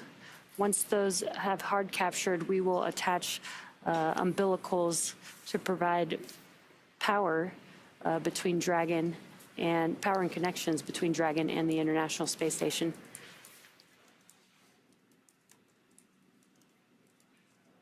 Meters. Copy, 10.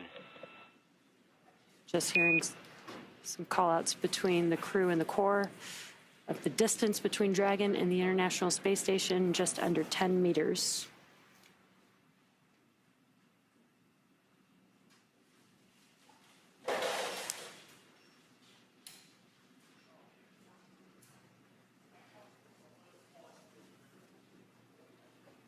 Closing in on 8 meters. We'll stand by for the call out of CHOP. That's that crew hands-off period.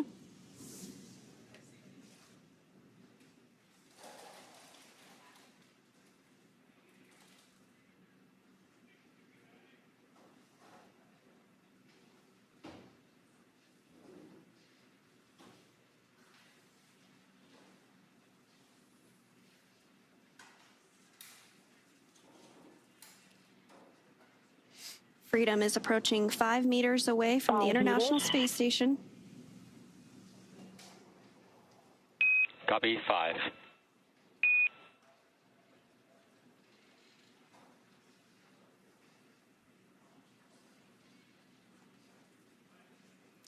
You can now clearly see on your screen the docking adapter on Dragon as it's approaching the International Space Station. A great view from the International Space Station. You can see the short distance between Dragon, just 3 meters away.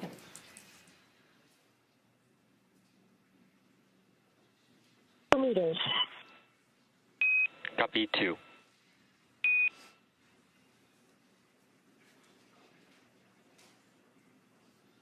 Continuing to close in. 1 meter.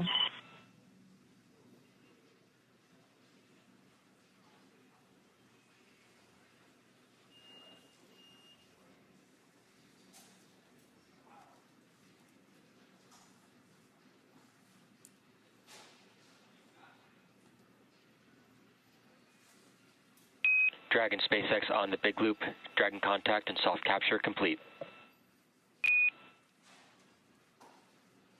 Dragon copy. Soft capture complete. And contact confirmed. Dragon made contact with the International Space Station at 12:15 p.m. Pacific time, flying 277 statute miles over South Africa. And there are still a few steps to complete before Dragon is securely attached to station. We'll complete the soft capture ring retraction. And just a few minutes later, the hard capture sequence will begin. And about 10 minutes after that contact moment. Dragon SpaceX on the big loop. Ring retraction in progress.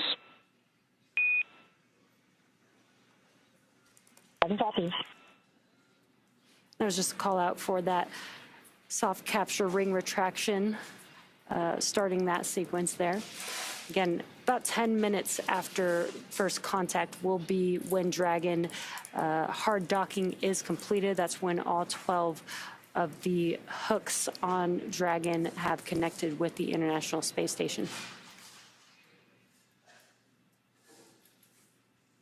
And there are 12 hooks, but 6 will begin the process for capture at a time. Again, you can follow that. A little hard to see the graphic in your bottom right-hand screen there, but you can follow along with the hard capture docking sequence there on that graphic.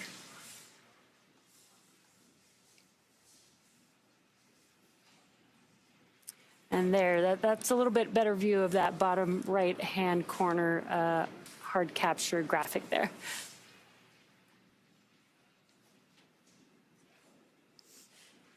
And again, if you're just joining us, we did have a docking at 12:15 p.m. Pacific time while the International Space Station was flying over South Africa. Crew 12 did launch on February 13th at 2:15 a.m. Pacific time and is comprised of NASA astronauts Jessica Meir and Jack Hathaway, as well as European Space Agency or ESA astronaut Sophie Adeneau and Roscosmos cosmonaut Andrei Fedyaev. And as you can see on your screen there, they are now docked to the Zenith port of the International Space Station. The soft capture system will now begin retracting to bring the spacecraft in closer for a hard capture, which is accomplished by deploying 12 hooks in 2 sets of 6.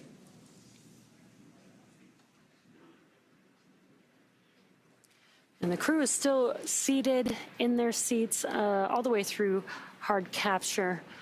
Once the vehicle is hard docked to the International Space Station, they can get out of those seats and actually doff their suits and get a little bit more comfortable inside the Dragon spacecraft as they wait for the hatch to open to the International Space Station.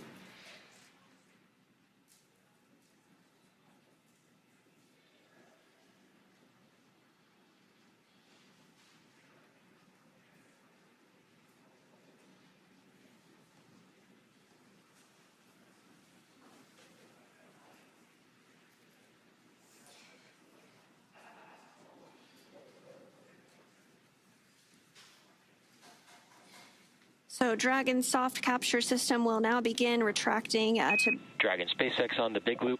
Bring retraction complete. Docking sequence holding for MCS reconfiguration.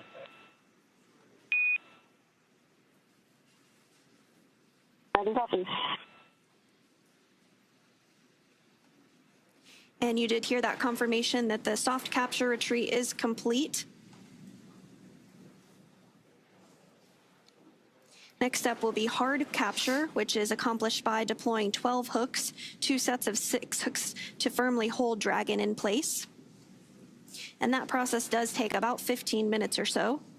Then once all docking events are successful, flight controllers will configure Dragon for docked operations and connect power and data to the spacecraft. At that point, the crew will be able to get out of their spacesuits and set them up to dry and begin operations to get the hatches open and join the expedition crew on board the space station. That does include pressurizing the vestibule, which NASA astronaut Chris Williams will be primed to do, as well as a round of leak checks. And that does take about 2 hours before the hatches will be open today. Following that, we'll have a welcome ceremony before the crew goes into a safety briefing and begins to get up to speed and adjust to life on the International Space Station following their liftoff from Florida yesterday at 2:15 a.m. Pacific.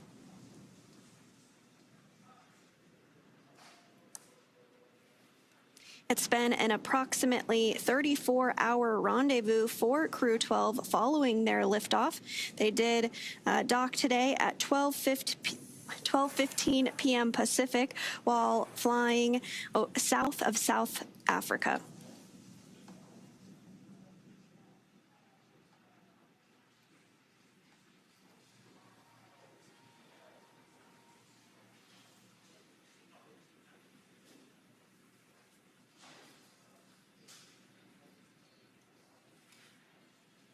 Now, as we're waiting for hard capture to complete, you're looking at a view on the left-hand side that is Mission Control here in Hawthorne, as well as on your right-hand screen, Mission Control Houston at Johnson's Space Center.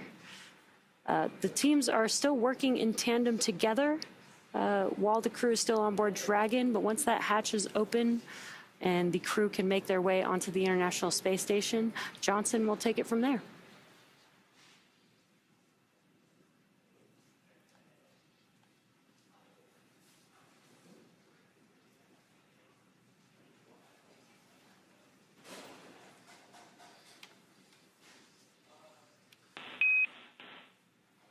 Station Houston on the big loop. MCS configured. We are proceeding with hook driving.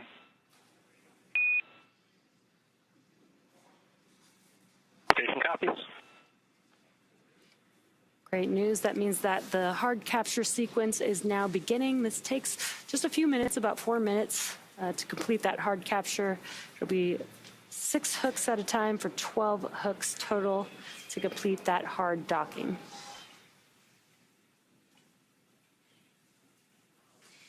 And we don't currently have views of Dragon and the International Space Station at this moment due to a handover between satellites, which happens from time to time and is expected. But on the left hand of your screen there, you do see Mission Control here in Hawthorne, California, as well as on the right hand of your screen, Mission Control in Houston, Texas. We still are in integrated operations where we have the big loop configured. That big loop is between both Mission Control centers in Hawthorne and Houston, as well as the crew on the International Space Station and the crew inside of Freedom, who just docked to the International Space Station about 8 minutes ago at 12:15 p.m. Pacific.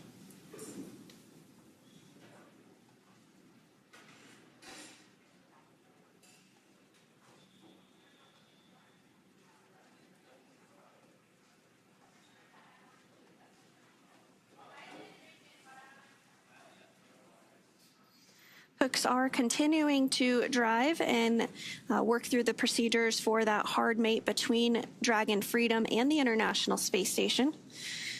With Freedom now docked to the International Space Station, there are 7 visiting spacecraft on board. That includes NASA's SpaceX 33rd Cargo Resupply Mission, JAXA, Japan Aerospace Agency's HTV X-1, Northrop Grumman's Cygnus 23 spacecraft, the Roscosmos Soyuz MS-28, as well as 2 Roscosmos cargo spacecraft, Progress 92 and Progress 93.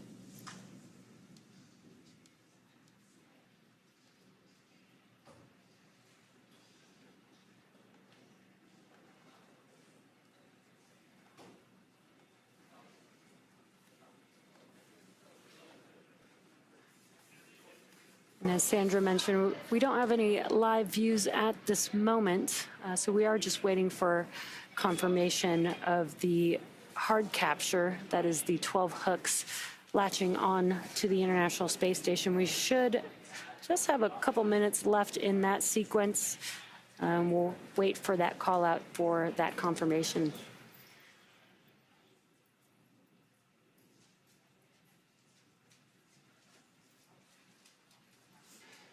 And once Crew 12 gets on board the International Space Station, they will complete some training as part of emergency procedures and get acquainted with their new home for the next 8 months. The key point of their mission is to conduct a variety of science experiments to help advance research and technology for future Moon and Mars missions and to benefit humanity back on Earth. Some of this research includes a study on pneumonia-causing bacteria that could help improve treatments here on Earth, as well as on-demand IV fluid generation for future space missions. They're also going to be working on an automated plant health monitoring investigation, as well as investigations of plant and nitrogen-fixing microbe interactions, which could help enhance food production in space, as well as here on the ground. As we think about long-duration missions to the Moon and Mars, growing our own food is going to be critical, as it may not always be possible to send cargo space flights up. So this investigation could lead to improved plant growth on board the International Space Station and then eventually onto the Moon and Mars.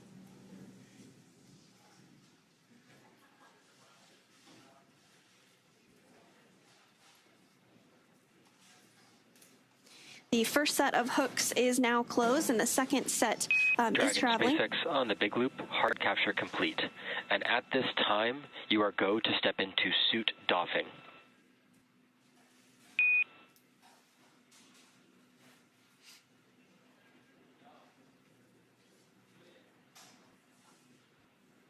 At Gentle Contact, we have bridged the legacy of humankind's continuous presence in space, spanning more than 25 years at this very site.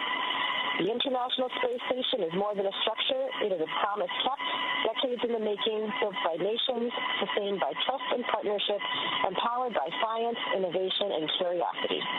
As we look back at Earth from these windows, we are reminded that cooperation is not just possible, it is essential. Up here, there are no borders, and hope is universal. I want to thank the teams at NASA, SpaceX, ESA, CSA, JAXA, and Roscosmos. Your work has guided us safely here across the vastness of space to this outpost where all of humanity lives and learns together. Crew 12 was honored to join our Expedition 74 friends and colleagues, Sergei Kuznetsov, Sergei Mikhayev, and Chris Williams, to add our chapter to the story of the International Space Station.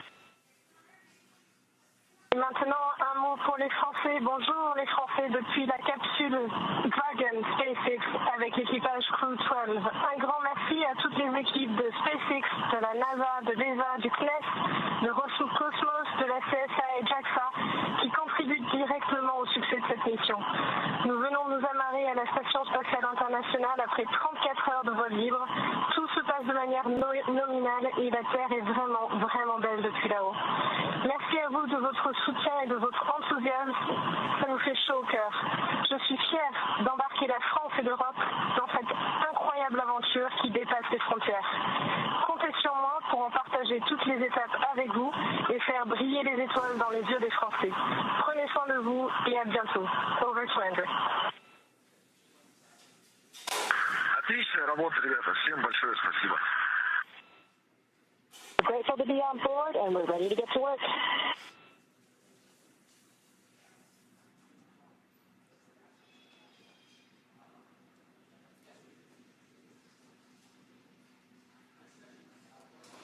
And those were some words from our Crew 12 crew that arrived to the International Space Station at 12 p.m. Pacific this afternoon. We did get confirmation as well that all of the hooks...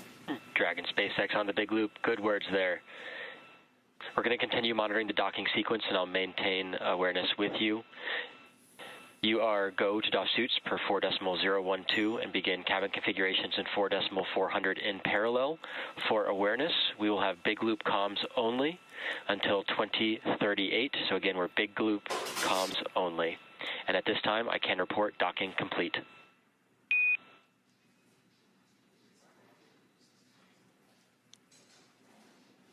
Docking complete and big loop comms only.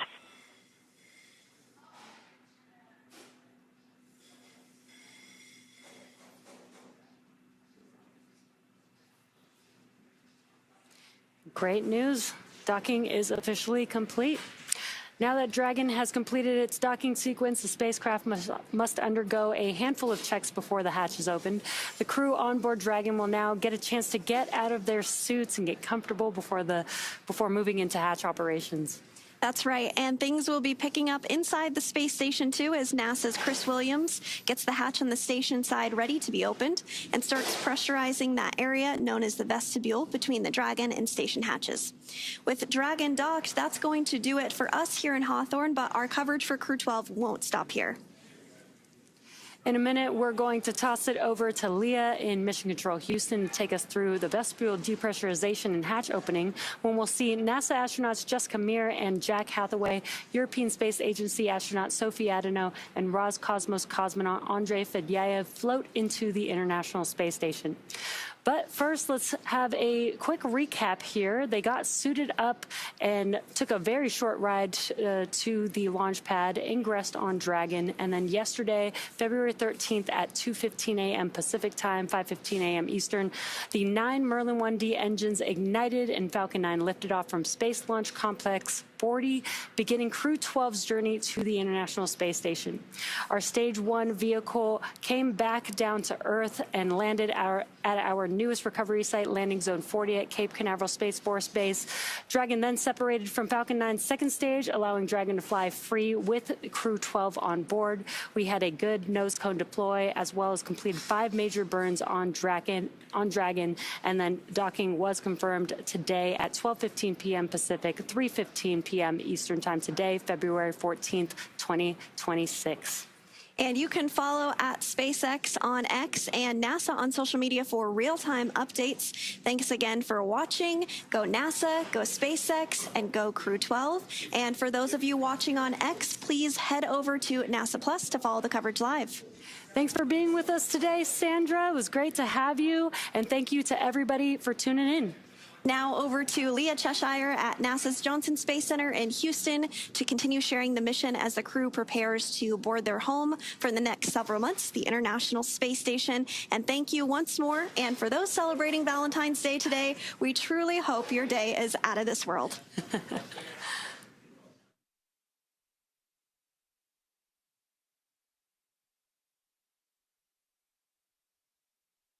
Happy Valentine's Day indeed here in Mission Control, Houston.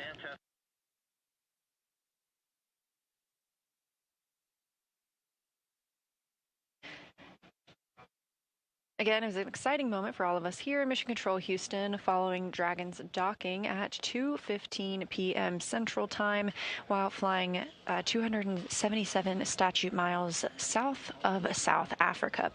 With Dragon safely docked to the International Space Station, we're going to be welcoming that new crew of 4 crew members aboard shortly to conduct important science and research aboard the orbiting laboratory.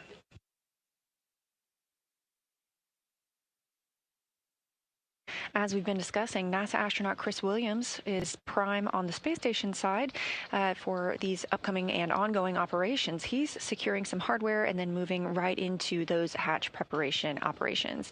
First thing he will do is open the large hatch at the Node 2 Zenith. That's where the Dragon spacecraft docked today and where they will remain until they get ready to go home several months from now. That Zenith port is the space-facing port on the International Space Station, and opening that hatch will give Williams access inside the pressurized mating adapter.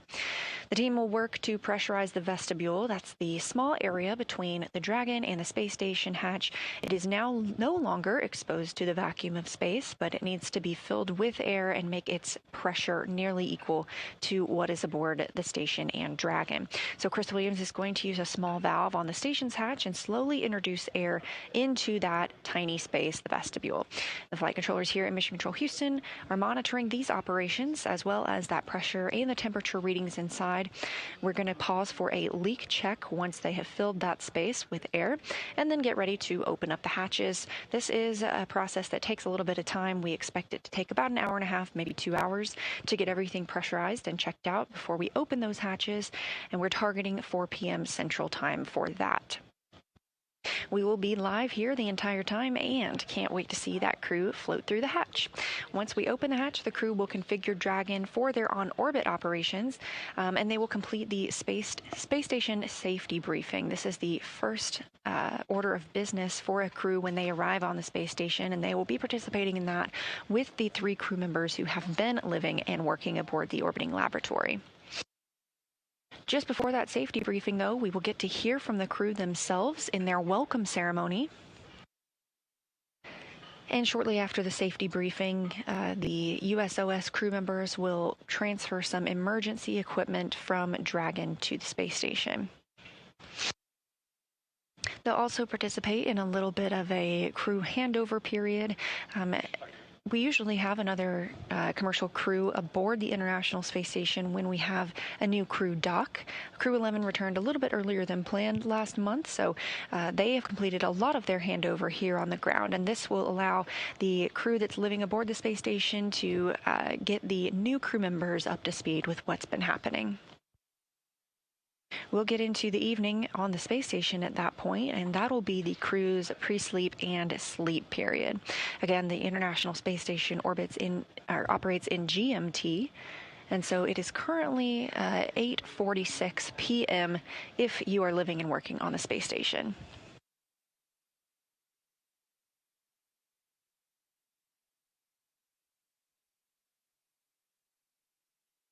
Again, we're going to continue to provide live coverage of the remainder of the process through hatch opening and the welcoming ceremony from here in Mission Control Houston. This view on your screen, NASA astronaut Chris Williams. He is the only NASA astronaut currently aboard the International Space Station, but that is about to change as he will welcome his crewmates Jessica Meir and Jack Hathaway.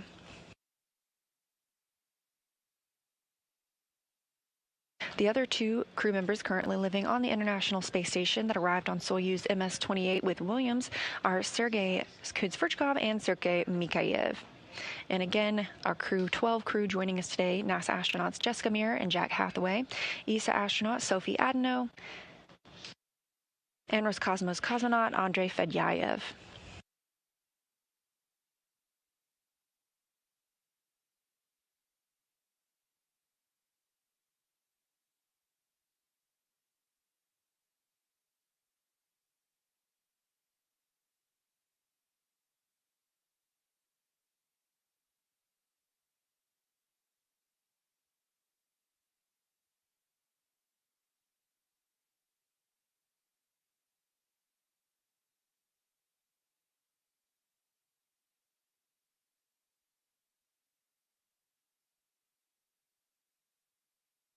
The Crew 12 crew joining today are going to be part of Expedition 74 on the International Space Station. That began on December 8th, 2025. It'll continue through the departure of the Soyuz MS-28 crew later this year. And as we have discussed previously in this broadcast, we are celebrating 25 years of human presence aboard the International Space Station, meaning if you are under 25 years old, there has never been a day in your life that all humans have been on the Earth. We've always had somebody living in space.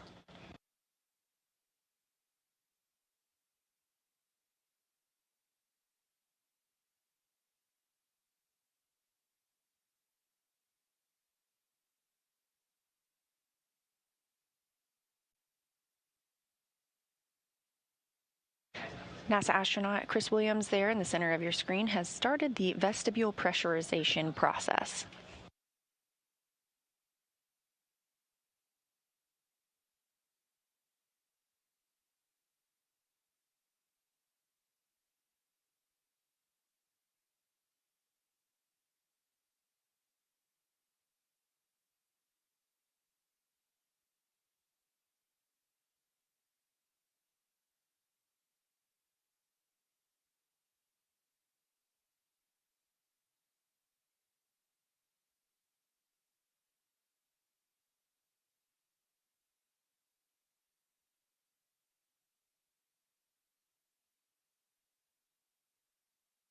We are in a handover period aboard the International Space Station. We hand over our satellites from in the tracking and data relay satellite system. So these are all monitored and expected handover periods. We'll regain communications with the International Space Station very shortly.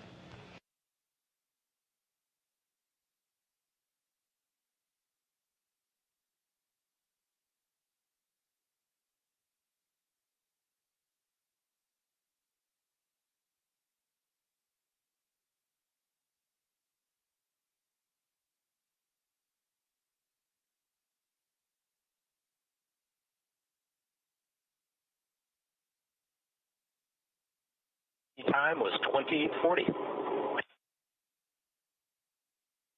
Houston copies 2040 and we have regained those video communications with the space station. Again, this view looking into the Node 2 zenith or space-facing hatch and port. That is where Crew 12 docked in the SpaceX Dragon spacecraft at 2:15 p.m.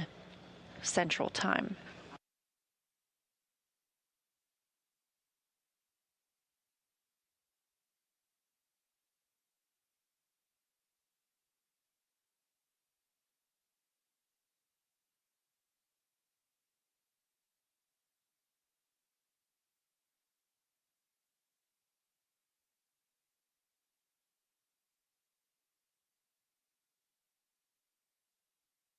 NASA astronaut Chris Williams did begin the vestibule pressurization process. Again, the vestibule is that small space between both the space station hatch and the Dragon hatch.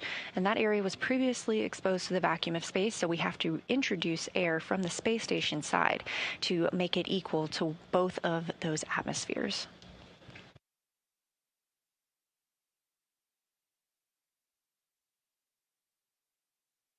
Throughout this time frame, the teams in Mission Control Houston have they pause for leak checks in this vestibule. Sometimes those can fluctuate based on temperature, or it can appear to fluctuate based on temperature. So these help us ensure that the atmosphere is leveled out once we have begun pressurizing that area.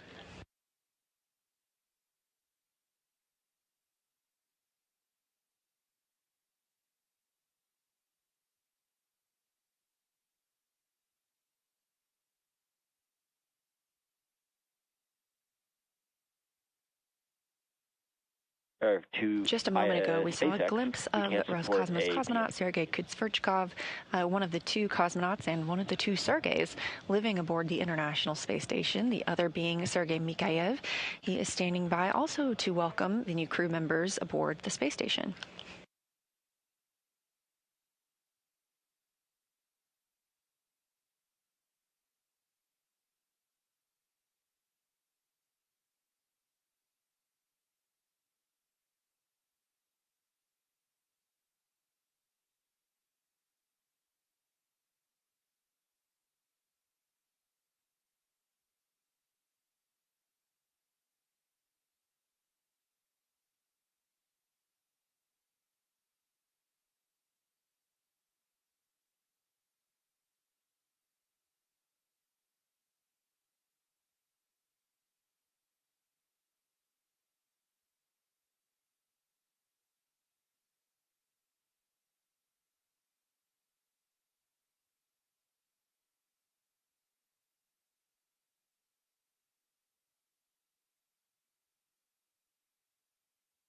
SpaceX Dragon, come check on Dragon to ground.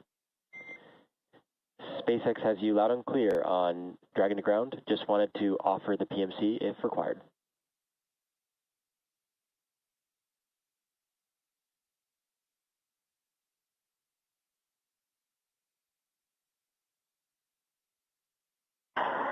So suggestion is to set up the PMC, but for now, procedure in work. No questions yet, but please prepare. SpaceX copies.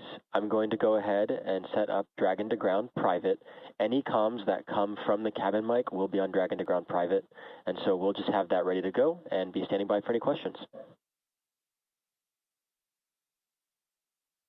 Dragon copy.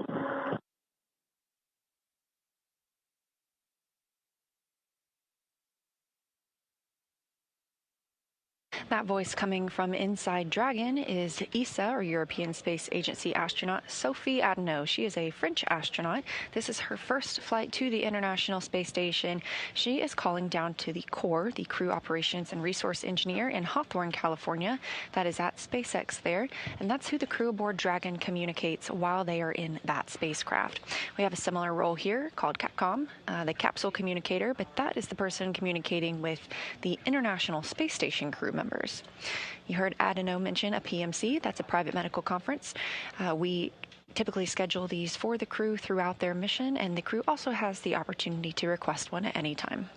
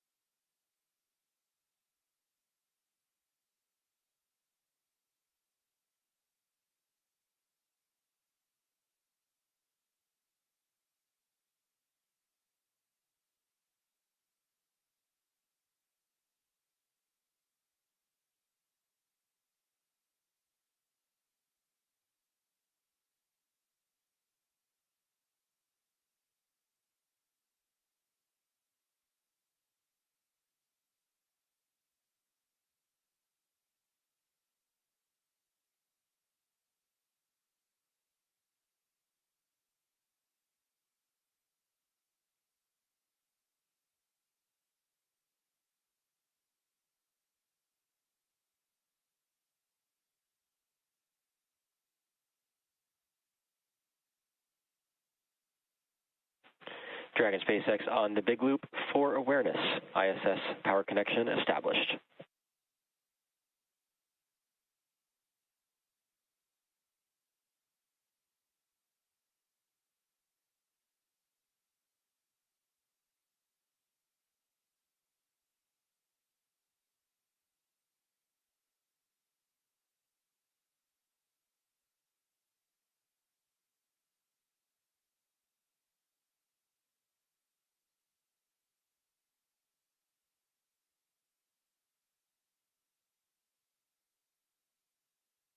экипаж МКС ЦУПу Москвы в Канаду.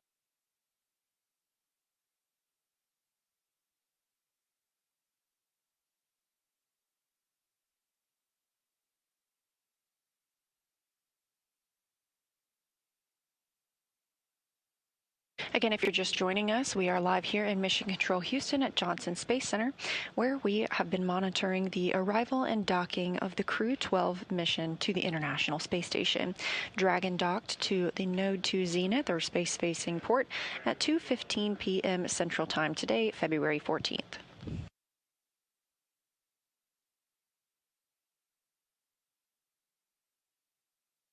NASA astronaut Chris Williams is pressurizing the vestibule. He is the prime on the station side for these hatch opening operations. This pressurization process takes a little while, can take up to 2 hours before we see that hatch open from the Dragon side and see our new crew members fly through.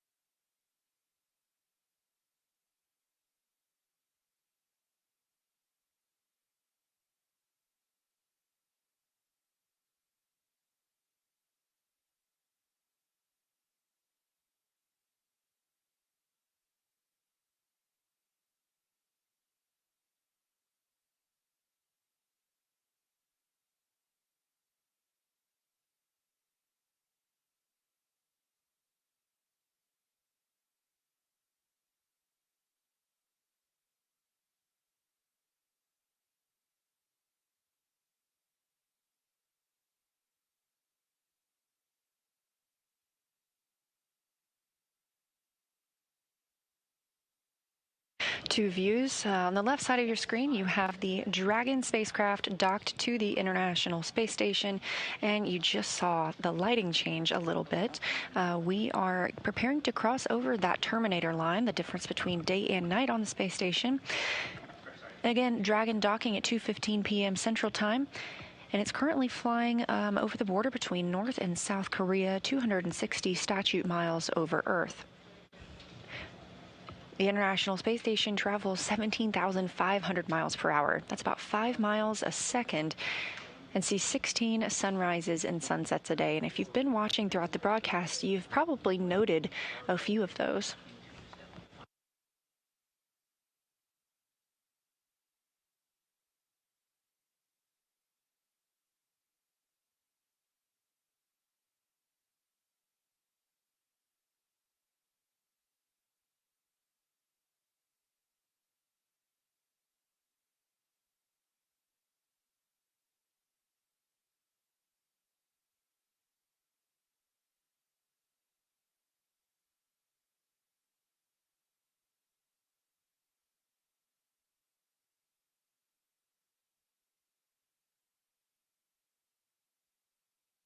And on the right side of your screen, again, that is the interior of the Node 2 Zenith hatch. That's where Dragon is docked, just on the other side. NASA astronaut Chris Williams is pressurizing the vestibule, the small space between both the Dragon and the space station hatch. We are conducting leak checks as standard procedure. This helps us ensure that the pressure is equal in that space and is not caused by any temperature fluctuations. Once we have confirmation that the vestibule is pressurized, we will get into those hatch opening operations, and we'll see our new crew members enter the space station.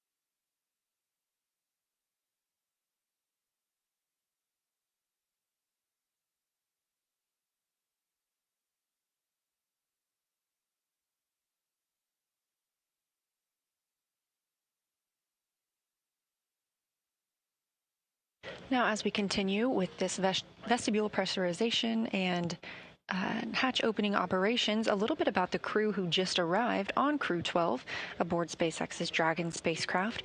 Commander Jessica Meir spent a total of 205 days in space on her first space flight back in 2019. She was also part of the first all-female spacewalks with NASA astronaut Christina Cook. She holds a biology degree from Brown University. Next to her is the pilot, Jack Hathaway. He's making his first flight to space, and he is a Connecticut native. He earned a bachelor's degrees in physics and history from the U.S. Naval Academy. He has more than 2,500 flight hours in 30 types of aircraft, and he's flown 39 combat missions during several military operations. Serving as a Michelin specialist aboard Dragon is Sophie Adeno. She is representing the European Space Agency, also known as ESA. She's a French native and studied engineering and specialized in spacecraft and aircraft flight dynamics during undergraduate work in France and received her master's degree from MIT. This is also her first trip to space. Rounding out this crew is Roscosmos cosmonaut and mission specialist Andrei Fedyaev. As a major in the Russian Air Force, he has logged more than 500 hours in Russian aircraft, and it's his second flight to space. Back in 2023, he launched as a mission specialist as part of Crew 6, where he spent nearly 186 days aboard the International Space Station. Again, Crew 12 launching yesterday at 4:15 a.m. Central Time, making an approximately 34-hour rendezvous to the International Space Station and docking today, February 14th at 2:15 p.m. Central Time.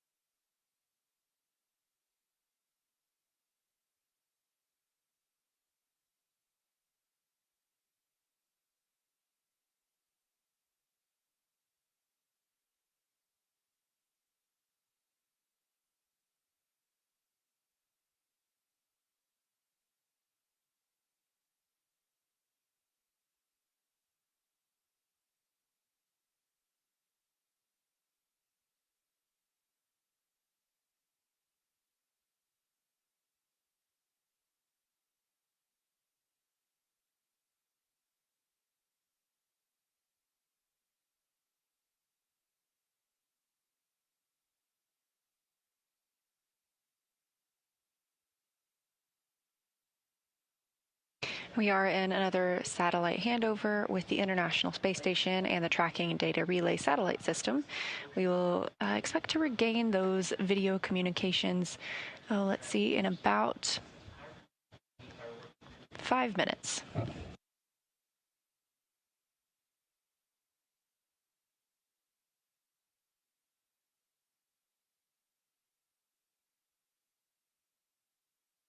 Again, this view in Mission Control Houston at Johnson Space Center as all flight controllers continue to monitor systems aboard the International Space Station.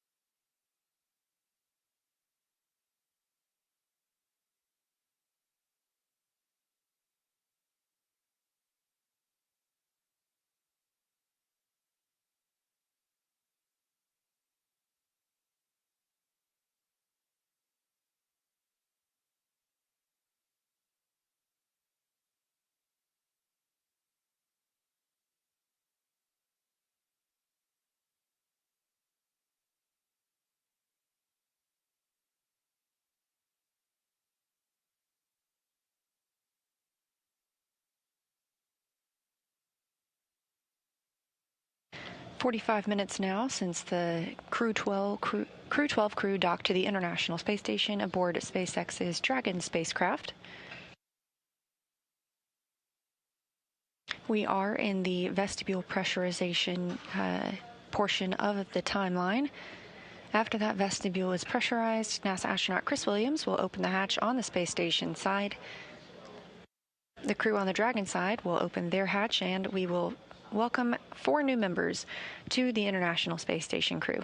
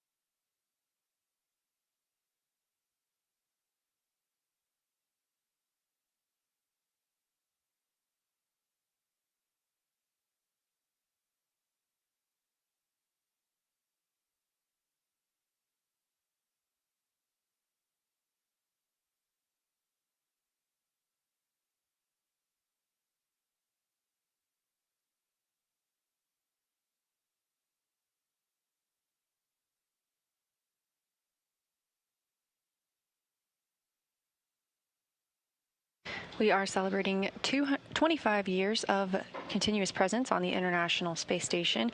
While they are aboard the space station, Crew 12 will participate in more than 200 research and technology demonstrations. These include studies of pneumonia-causing bacteria to improve treatments, on-demand intravenous fluid generation for future space missions, automated plant health monitoring, investigations of plant and nitrogen-fixing microbe interactions that enhances food production in space, and research on how physical characteristics may affect blood flow during flight. The science that Crew 12 will conduct helps to directly advance research and technology for future Moon and Mars missions, but it also benefits humanity back on Earth.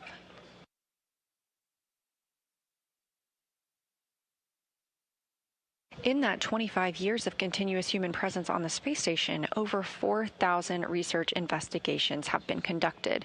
That includes work from over 5,000 researchers in 110 countries.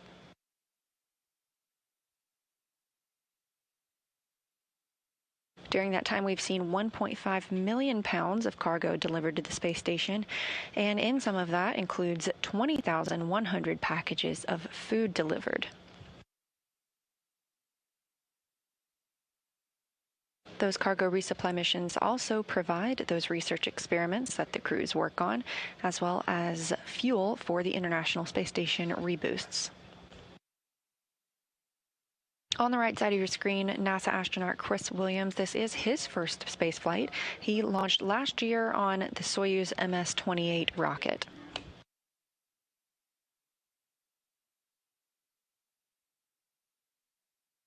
As you can see him in that Node 2 Zenith hatch, he is checking the CTBs, or the cargo transfer bags. These are how items are stored aboard the International Space Station. And if you look closely, you can see they're each numbered, and each bag stores a different variety of items. We do have flight controllers here on the ground that track the location of every single item aboard the International Space Station, so that when a crew needs something, they know exactly where to tell them to look.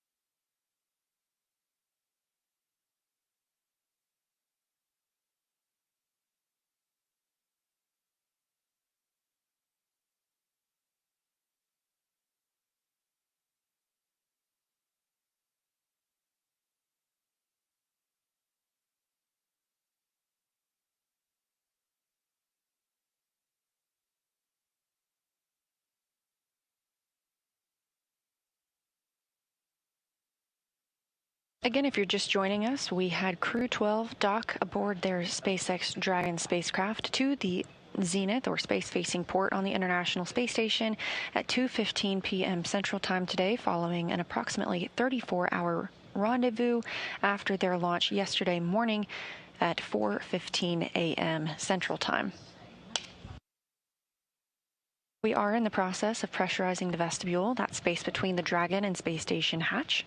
That was previously exposed to vacuum, so we have to introduce air from the space station side to make sure that the pressure equals out with both of these spacecraft. This process can take up to 2 hours. NASA astronaut Chris Williams is working this on the space station side. And we're standing by as they continue this process. We're expecting hatch opening at approximately 4 p.m. Central Time. We are in another satellite handover from the tracking data and relay satellite systems, and we expect to regain that communication shortly. This is Mission Control Houston and all of the flight controllers monitoring the mission today.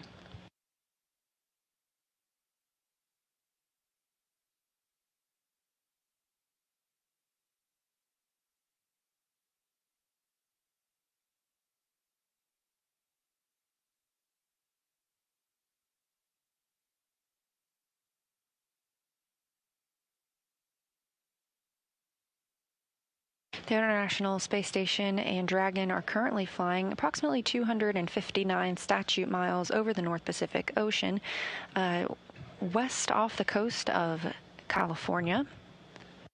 They are in an orbital daytime, and you can see the International Space Station with your naked eye if you just know when to look. So if you look up Spot the Station on nasa.gov, you can type in your location and receive updates whenever the International Space Station will be visible to you at dawn or dusk.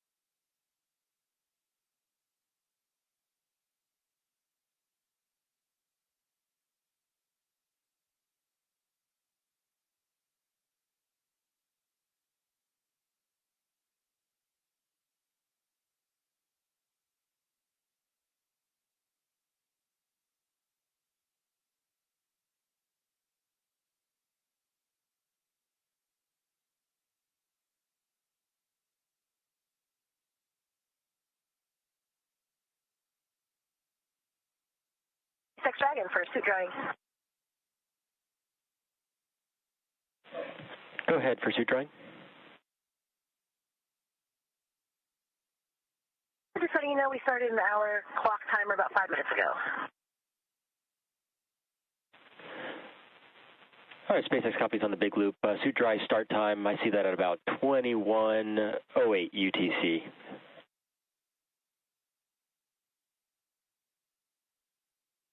Okay.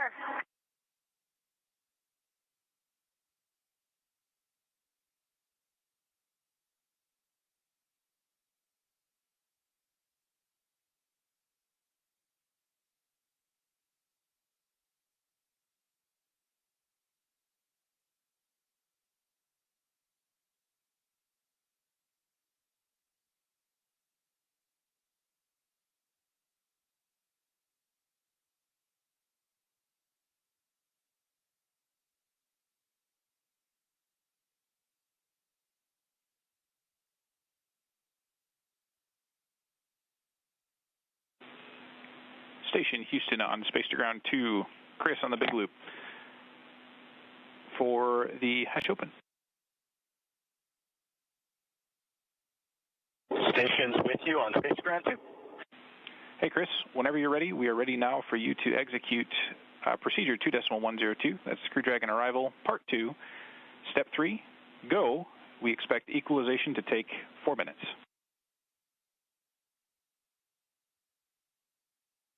Copy. Executing part 2 and go, and copy 4 minutes.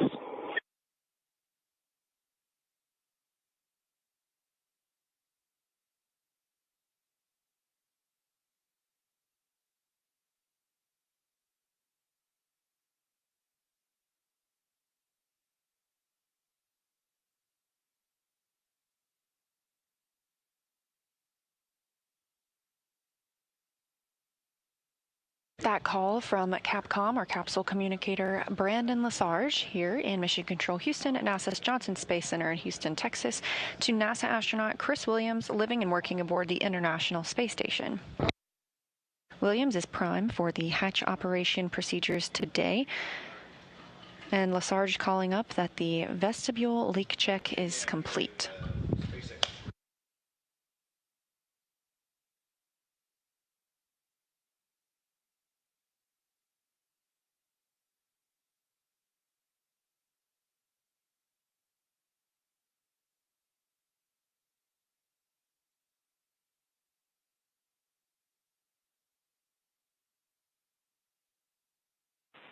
Dragon SpaceX on Dragon to Ground. Can you confirm which suit you had the observation on the glove on? Seat 4. Copy.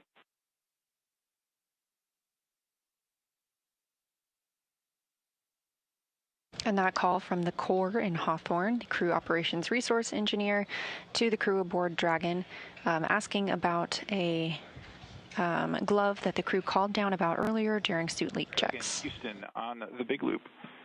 Wanted to pass you some big picture words on status. The vestibule leak check inside the station was good.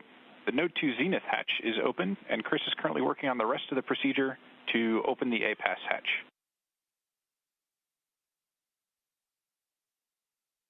Dragon copies. Chris is working on the APAS hatch.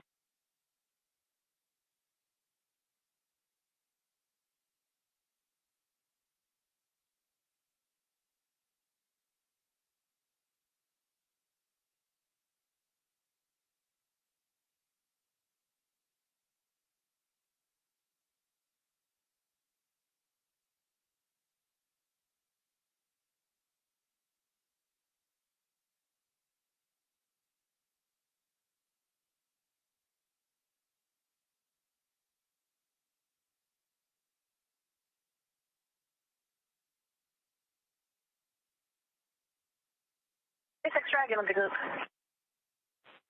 SpaceX on the big loop.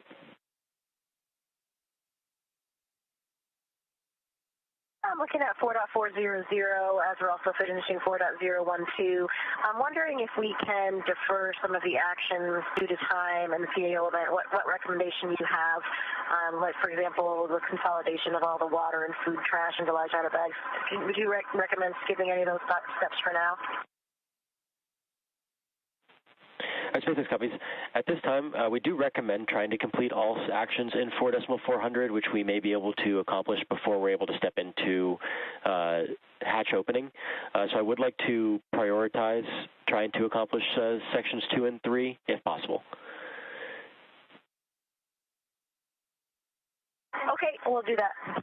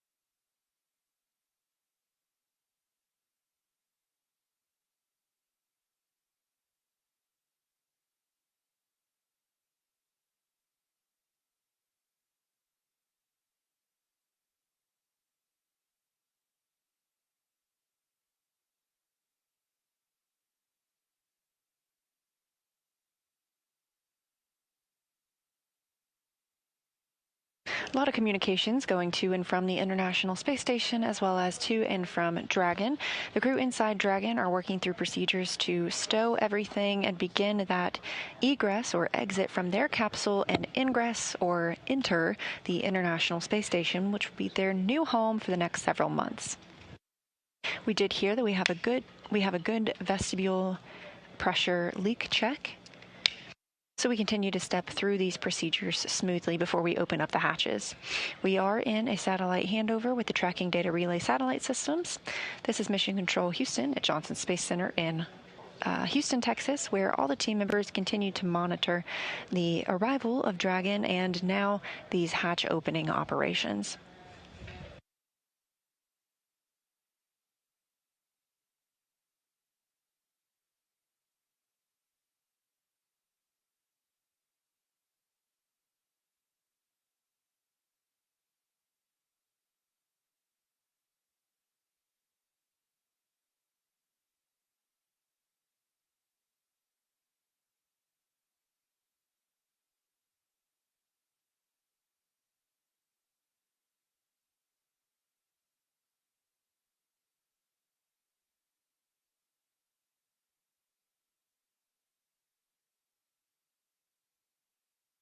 And if you're just joining us, it's been a little over an hour now since Crew 12 docked to the International Space Station. Again, that docking.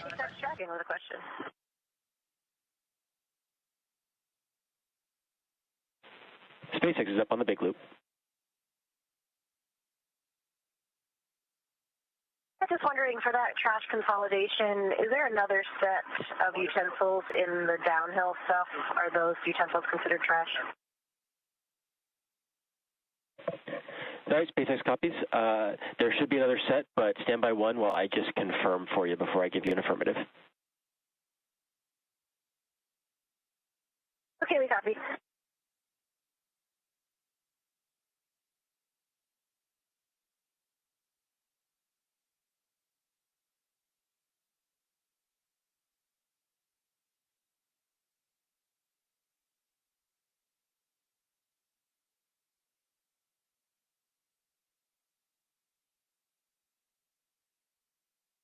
Now a view from both sides of the spacecraft that we are monitoring today. On the left, you have Dragon docked to the zenith or space-facing port of Node 2 on the International Space Station. On the right, you can see into that Node 2 hatch. Chris Williams, NASA astronaut on his first mission, has been pressurizing the vestibule, that space between the Dragon and Space Station hatch. We recently received word that they had a good leak check and that pressure is equal to the International Space Station.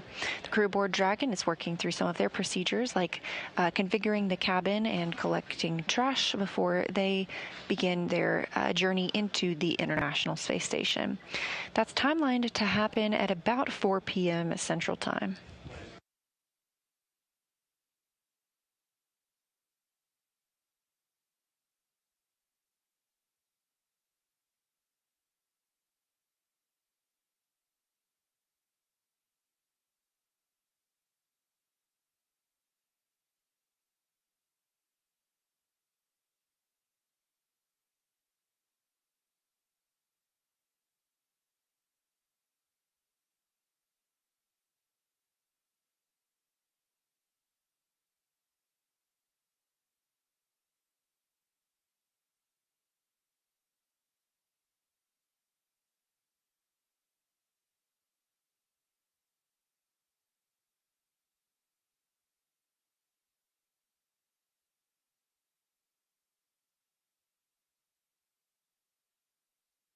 SpaceX Dragon, ready for the inventory.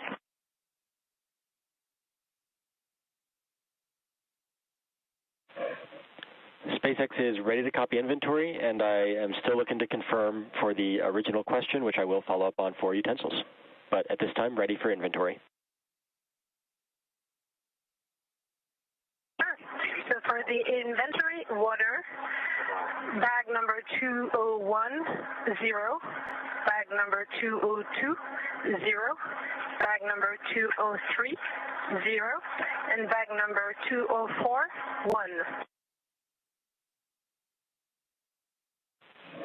copy for 201 through 203, all 0, and 204 is 1.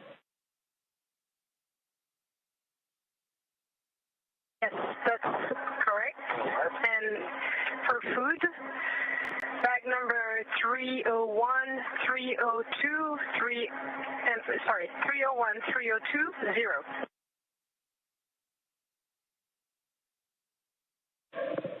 All right, SpaceX copies. 301, 302 are both 0 for food. Affirm, and for food again, 304, 303, 1.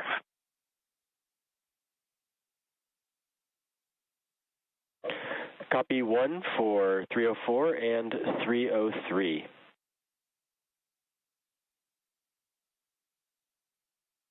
That's good words. And for waste, 17 uses of urine collection. SpaceX copies 17 for the waste system. For the water, does this include, we will be using 1 water bottle in section 3 of 4.400. So want to confirm if your previous inventory accounts for that, or if you will use that bottle that's remaining in 204 for the waste system flush. That's a very good point. We will use the remaining of 204, and so all of the 4 bags, 201 through 204, will be remaining 0 after the procedure. All right, core copies. We'll have 0 remaining for bags 201 through 204. And I can confirm that we do have additional utensils for the downhill in bags 306 and 308. So again, for utensils, we have utensils for the downhill, so you should be able to dispose of utensils from the uphill.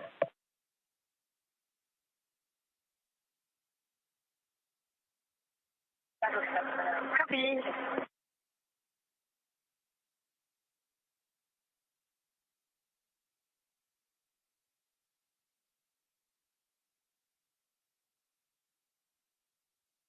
Those voices were ESA astronaut Sophie Adeno and the SpaceX core in Hawthorne, California. Adeno was reporting all of the inventory that they used aboard Dragon during their 34-orbit rendezvous to the International Space Station. As previously mentioned, everything aboard the space station is meticulously tracked, and the same is true for Dragon. This view in the center of your screen is NASA astronaut Chris Williams working through the hatch opening process. First up on the list was vestibule pressurization, introducing air from the space station side into that small space between both the SpaceX Dragon and International Space Station hatch.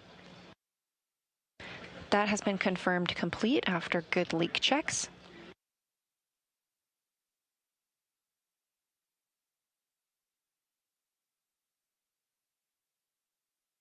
Again, we had docking today at 2:15 p.m. Central, and we are expecting hatch opening at about 4 p.m. Central.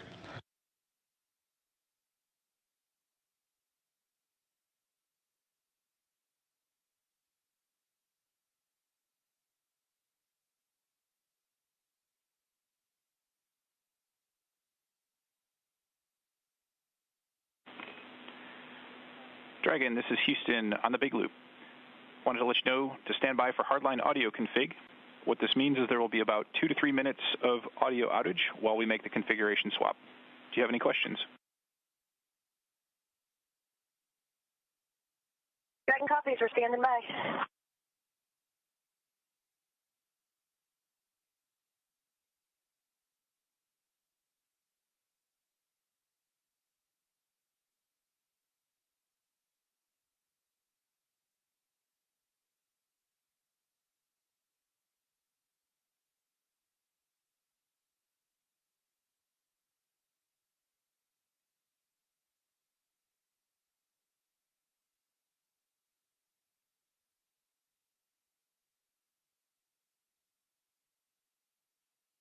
As you heard that call to the crew from Houston Mission Control to the crew aboard Dragon, we have been using the C2V2 Common Communications for Visiting Vehicles link. It's an audio loop.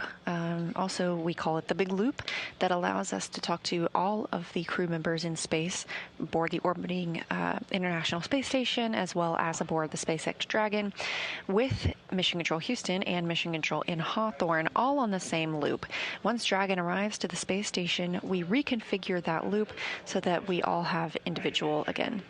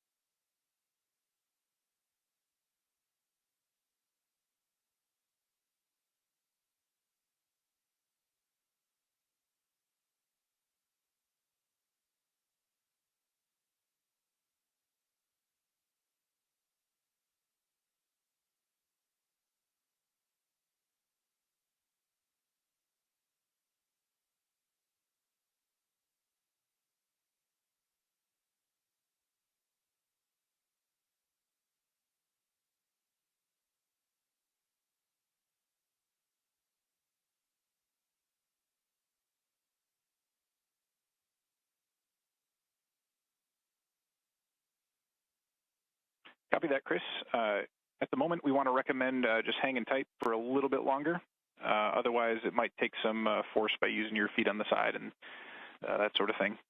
But recommend stand by another few minutes.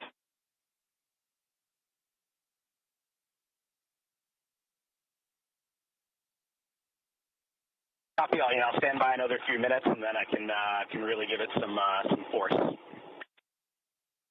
Copy. And naturally, our inclination is to want to check to make sure that the APAS or the valve there is still open too. Affirm. Valve is open and the rollers are retracted. We copy. Thank you.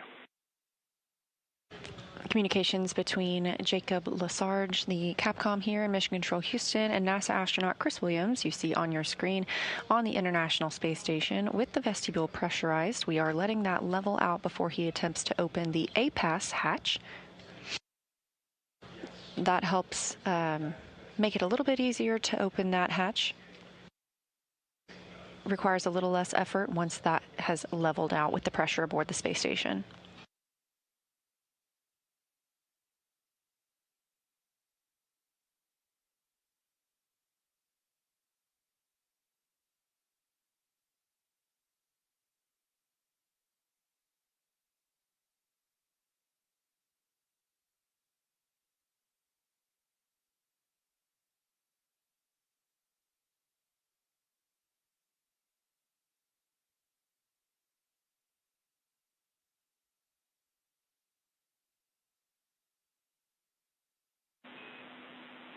Dragon Houston on the Big Loop.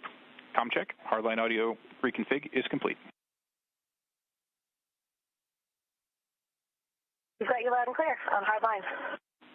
We have you same. Sounds good.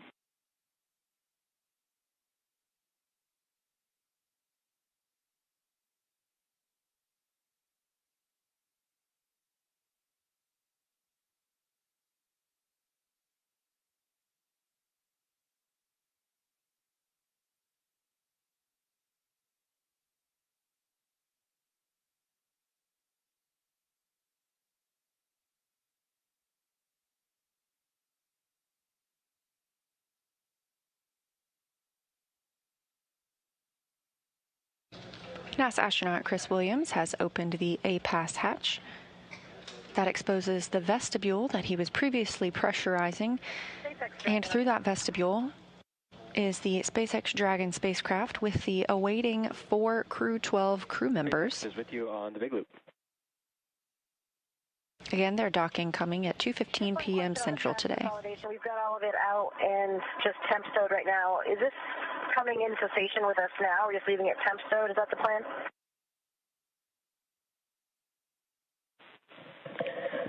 Negative. I believe we will have something scheduled on the crew timeline for a waste transfer later, not immediately at hatch open.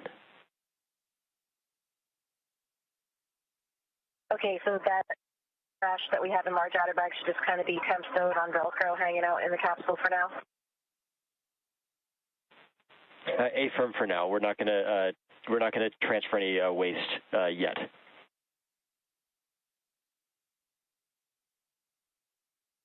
Okay, we copy, and just an FYI, we'll have to give you a slight update for water consumption and toilet flush count in a few minutes after we all finish with those up. Copy that. Yes, I was tracking that in section 3 for that updated count. And then I have a follow-up on the photos for the suit glove. When ready to copy?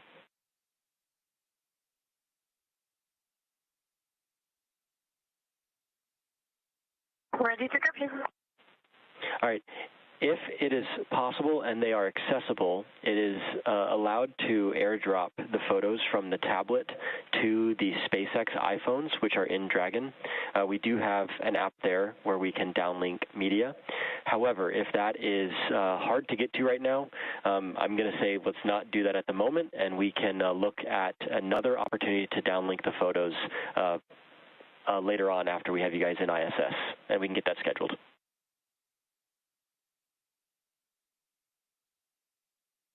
Copy, and if you want, we can even turn on a SpaceX phone and take the pictures directly with the SpaceX phone. Yeah, Affirm, if that's easy to do right now, let's go ahead and take those photos with the phone, and then we'll look for a future opportunity to get those downlinked to us. Sure, that's easy to do. We'll do it right now. All right, thank you. Houston, station on Space to Ground 1. APAS hatch is open and no condensation observed. Copy, Chris. We understand the APAS hatch is open and understand you're not seeing any condensation. Just for awareness for future calls, we're going to push you to the big loop, if that's okay. Copy that. Yep, switching to 2. You got it.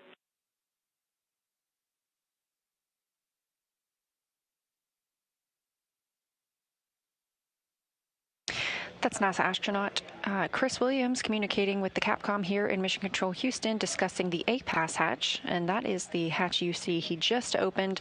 One of the portions of their checklist is to check for any condensation on the hatch. Williams reported there was none, and so they are continuing to step through those procedures. You also heard some communications with the crew aboard Dragon and the core in Hawthorne, California. They are continuing to work through stowing the items they have been using in Dragon and preparing to open the hatch.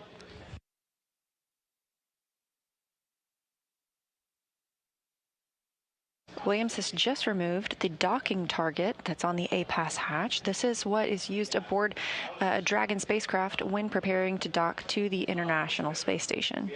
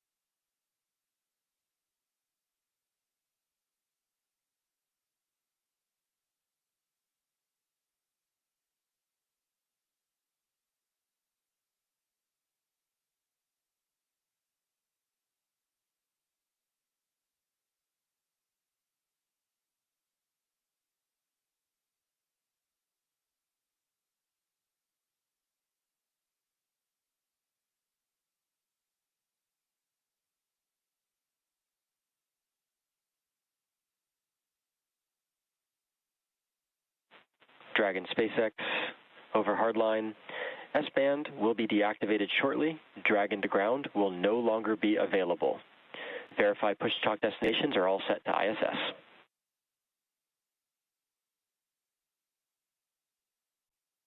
Dragon copies.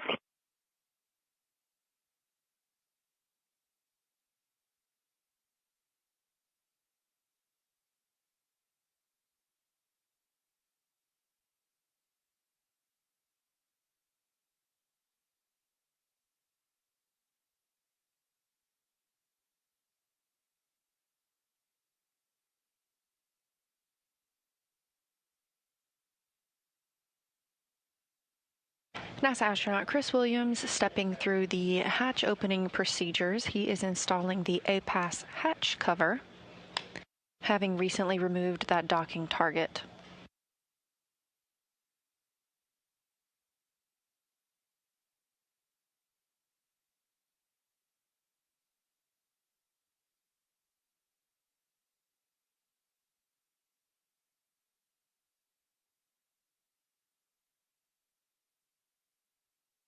Once this cover installation is complete, we will see Williams route some ducting through the hatch.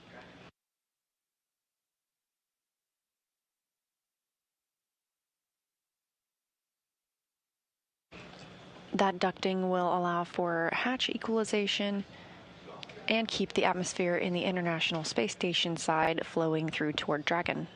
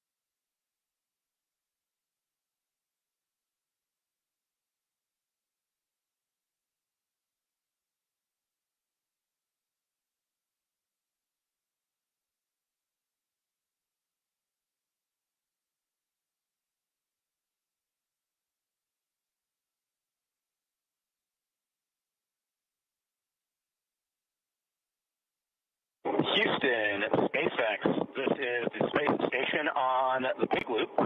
We're complete through 4.9 of 2.102. Station is ready for Dragon hatch equalization.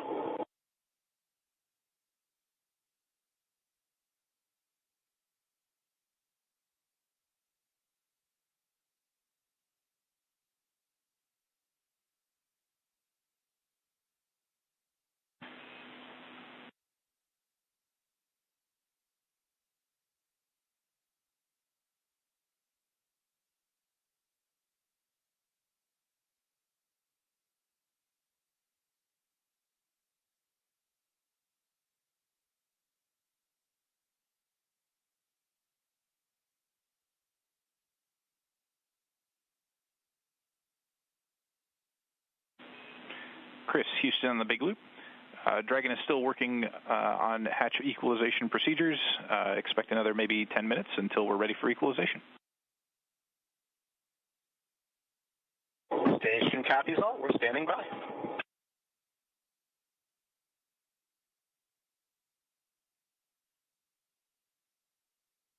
As you can see, NASA astronaut Chris Williams has completed installing the ducts previously mentioned. These are intermodule ventilation ducts and help to perform that hatch equalization that was discussed. We expect that to start in about 10 minutes as the Dragon crew continues configuring their cabin.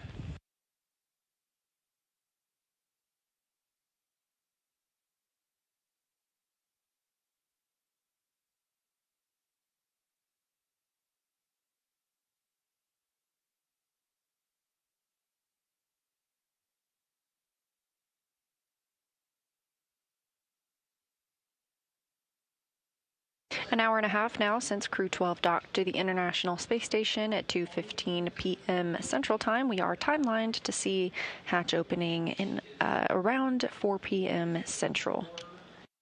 The International Space Station and Dragon are currently flying about 267 statute miles over the South Atlantic Ocean and just entering an orbital nighttime.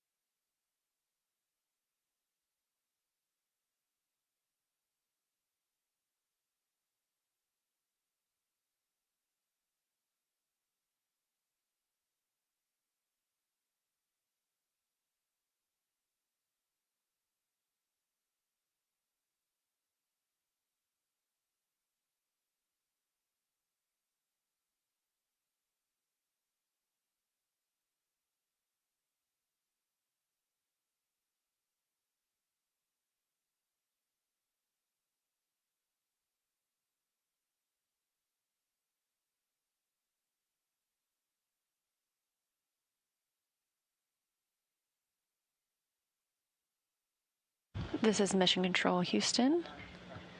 A view on your screen now of Sergei Mikhaev aboard the International Space Station, one of the two Sergeys living on the space station, joined by NASA astronaut Chris Williams. Williams has been working to configure hatch operations as we prepare to welcome Crew 12 aboard the orbiting laboratory.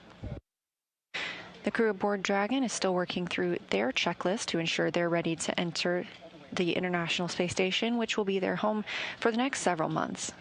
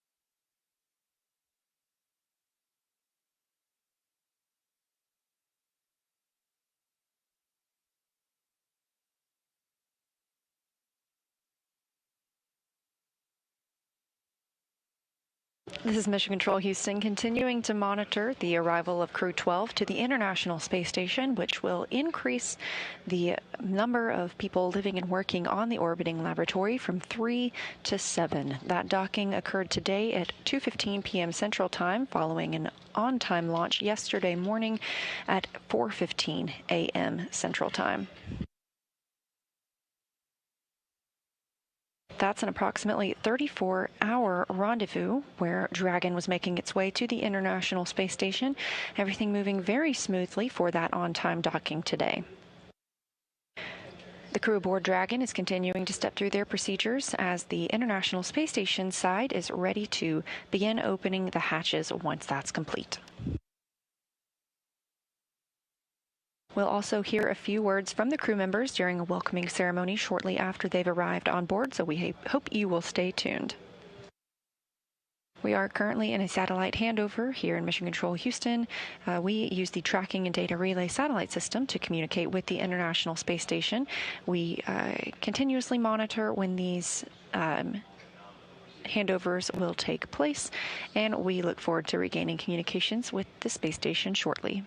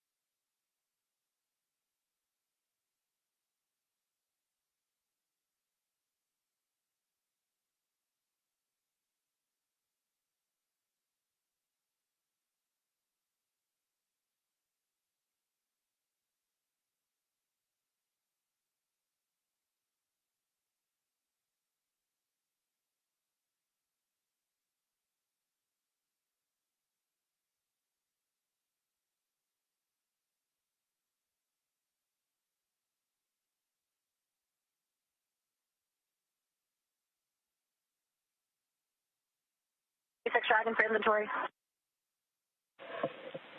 SpaceX is ready to copy updated inventory.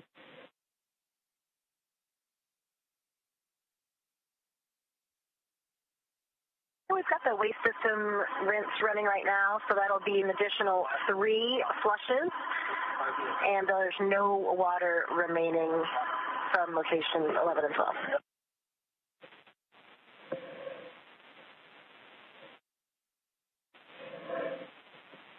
All right, SpaceX copies. Additional 3, so that puts what I count up to 20 uses for the system, and that puts us down to 0 remaining in bag 204. So zeros across the board for the waters.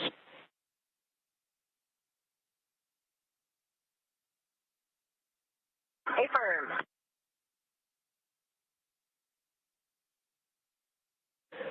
And Dragon SpaceX for additional follow-up.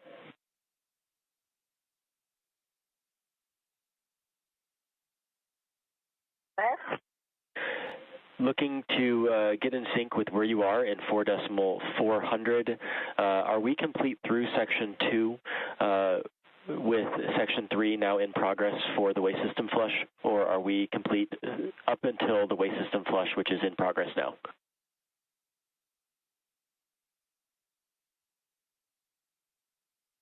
We are complete all the way through 3.2. 3.2 is in process right now.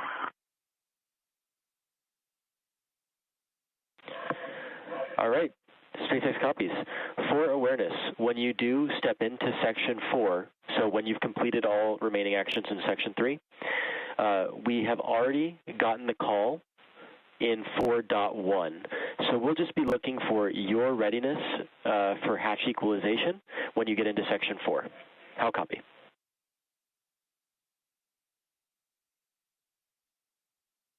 Okay, we copy. Looking for our call in section 4.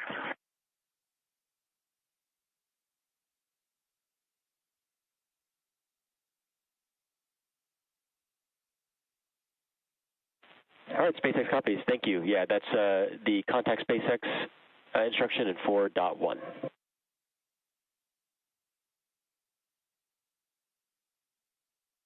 Okay, we copy. We have the go in 4.1, and we still have the suit drying timer going as well, but I assume that we can continue into step 4, 4.400, even though we haven't closed out 4.012.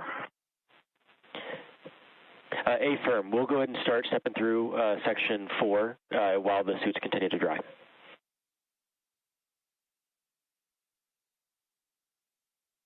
I can copy.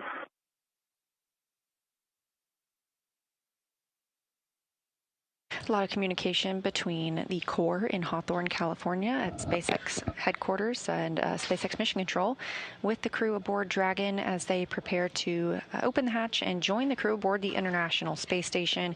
Just confirmed that they have doffed their suits and are drying those. They've had an opportunity to change before they enter the space station. In this view, you see Sergei Mikhaev and Sergei Kutsverchkov, both of Roscosmos, and at the bottom of the screen, NASA's Chris Williams, who has been prime for bringing the Crew 12 crew into the International Space Station today. These 3 have been living and working aboard the space station since their launch on Soyuz MS-28 last year, and they have been the only 3 on the station since Crew 11's departure last month.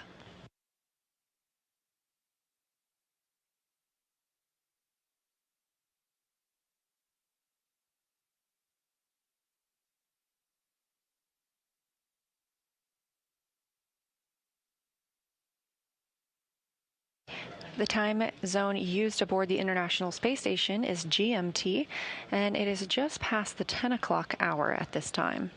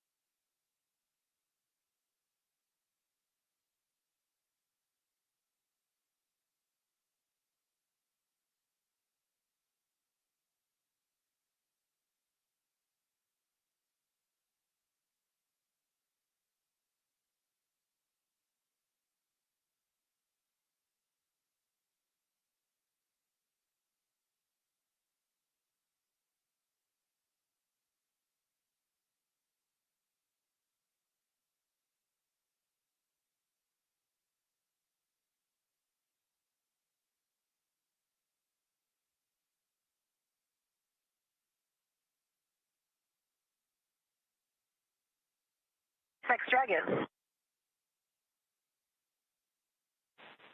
SpaceX is ready to copy.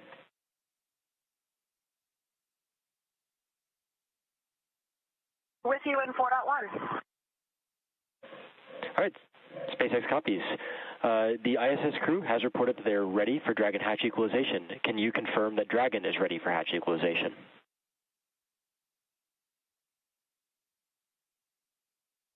Affirm, we are ready. SpaceX copies. We are taking that action now.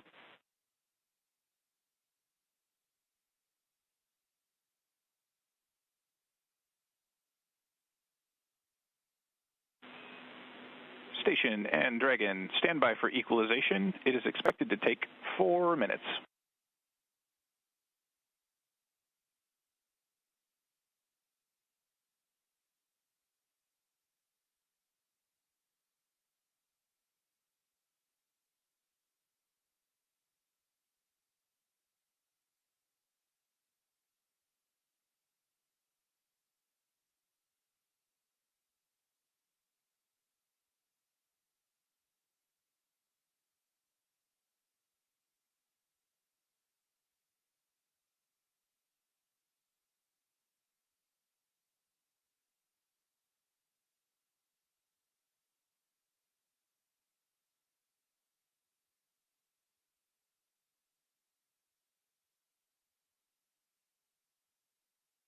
We heard those communications from the core in Hawthorne to the crew aboard Dragon, that is Crew 12. Confirmation that they are ready to begin hatch opening operations. Again, this view of Roscosmos cosmonaut Sergei Kudzverchkov on the left, NASA's Chris Williams in the middle, and Sergei Mikhaev on the right.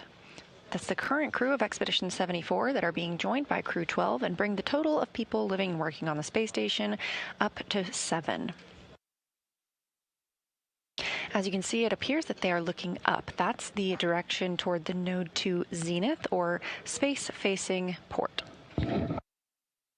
Node 2 Zenith is where Crew 12 docked today, and that coming almost 2 hours ago, 2:15 p.m. Central Time. Dragon SpaceX on the big loop.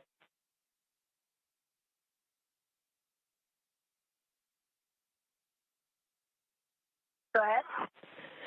I'm looking for your go that I can remove the current video director override phase that's had been set to exterior only, if I can bring it back in on board.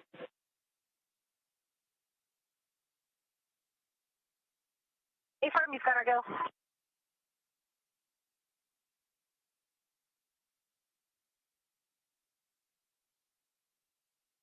As you can see, these three are pretty clearly excited to document their new crew members joining them. Already getting some waves through that docking hatch window before the hatch is actually opened.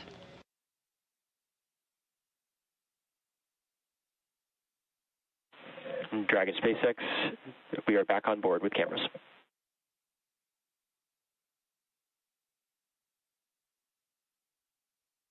Hello.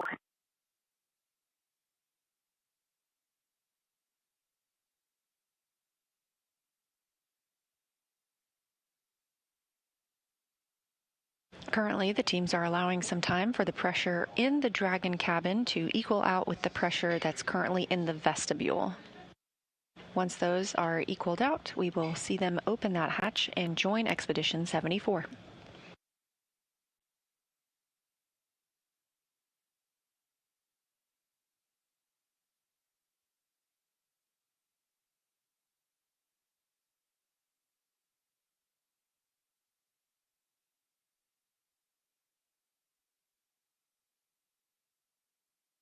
And on the left side of your screen, the inside of the Dragon spacecraft, where Crew 12 is preparing to exit and join the other Expedition 74 crew members on the space station side. As you can see, they've had time to get out of their suits and start to dry those out. This is what they do after having worn them on the ride uphill. They've also been working inside the cabin to make sure everything is properly stowed for their long-duration mission on the space station.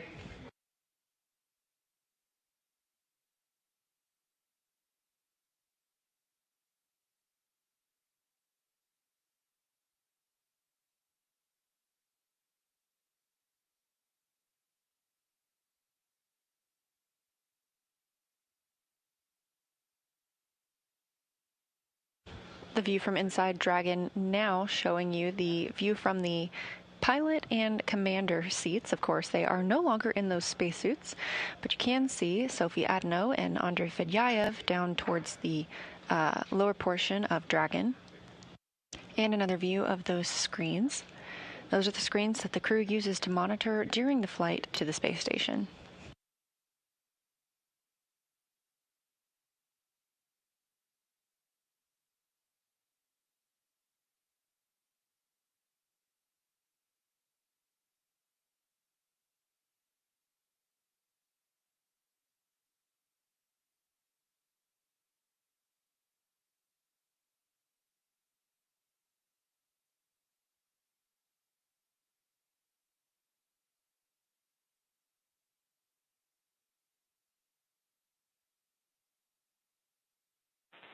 Dragon, SpaceX on the big loop for hatch open.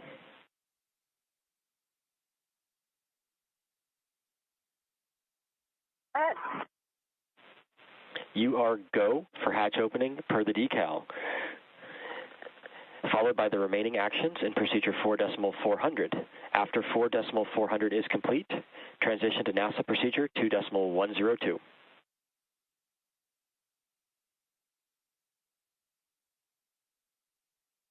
Okay, we copy that. We're go for 4.4. We'll finish out steps 4 and go into 2.102. And can you confirm we should complete all those steps? Is that going to be before the PAO event, or will we do the PAO event and come back to do that?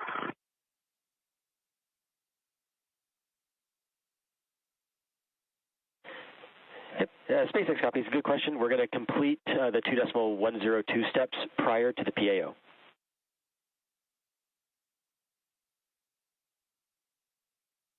Copy.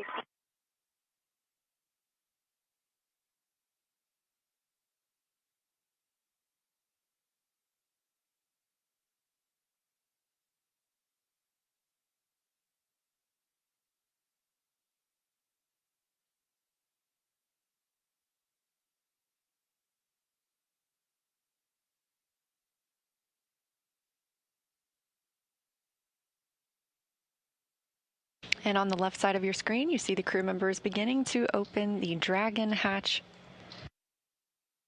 And on the right side of your screen, you see 3 excited crew members ready to welcome them. Dragon hatch is open at 4:14 p.m. Central Time.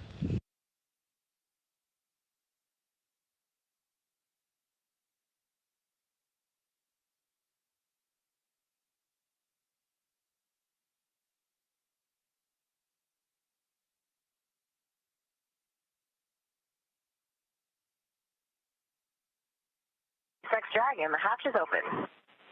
SpaceX copies. We see hatch open. Welcome to ISS. As you heard the crew discussing with the Corps in California, they are checking. We're so excited to be here. They will continue to step through some procedures before we get into the welcoming ceremony.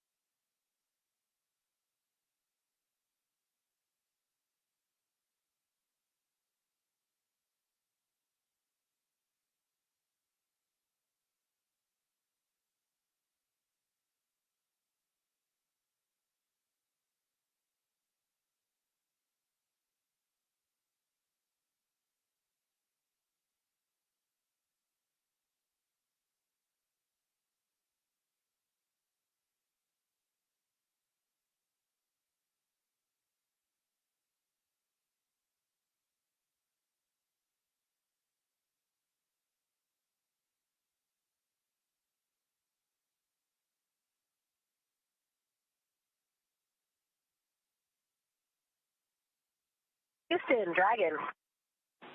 Dragon, Houston's with you on 2. Go ahead.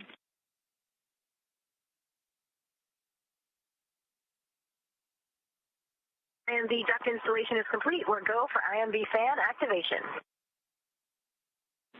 Houston copies. Understand we are go for IMV fan activation.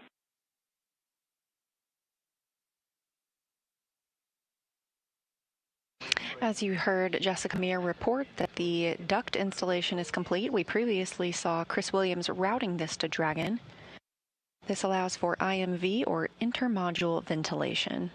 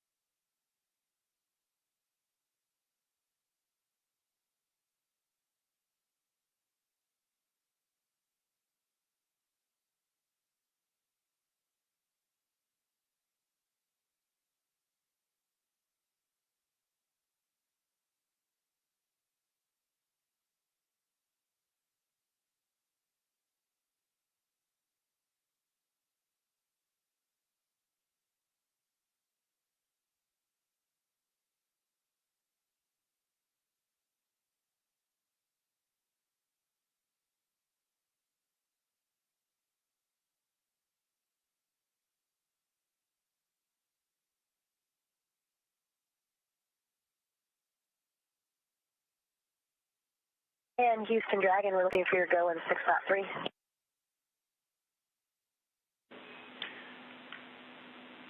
Hey, Jessica. Houston's with you on 2. You have our go in step 6.3 for location 23.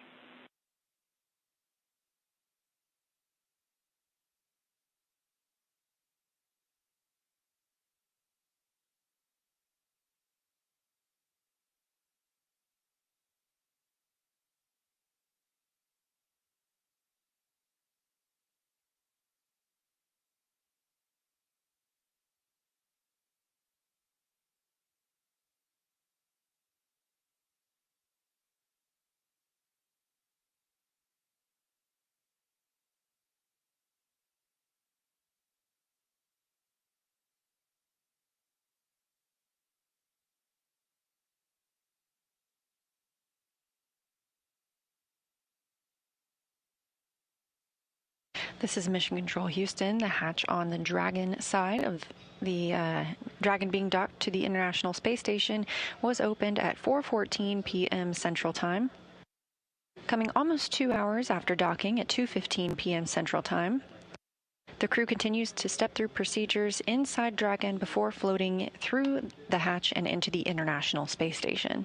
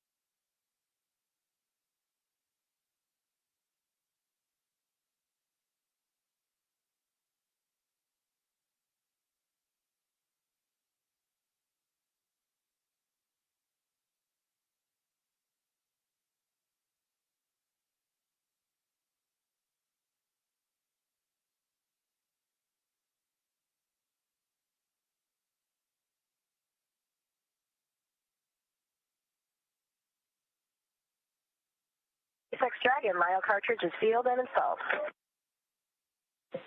All right, SpaceX copies for Lyle cartridge sealed. Good news.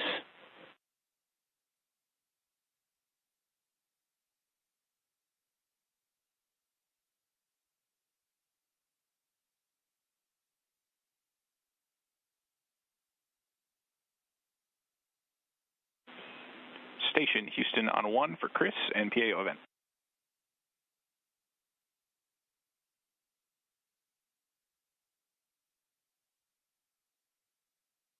With you on 1. Hey Chris, let us know. But we were just talking, and if you need if you guys need a few extra minutes prior to starting the PAO event from the nominally scheduled time, just let us know.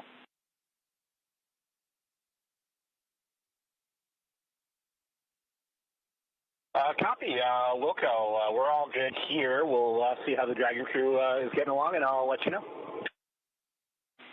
Sounds good. Just for your awareness, it's no problem if we need to delay a little bit.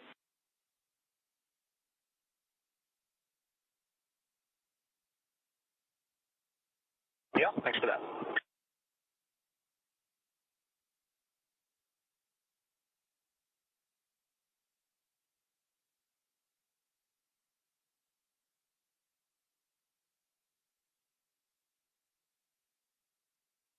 The PAO event, you hear NASA astronaut Chris Williams discussing with Jacob Lesarge, the Capcom here in Mission Control Houston, is the welcoming ceremony. So we hope that you'll all stay tuned to hear words from the Crew 12 crew members as they join Expedition 74 aboard the International Space Station.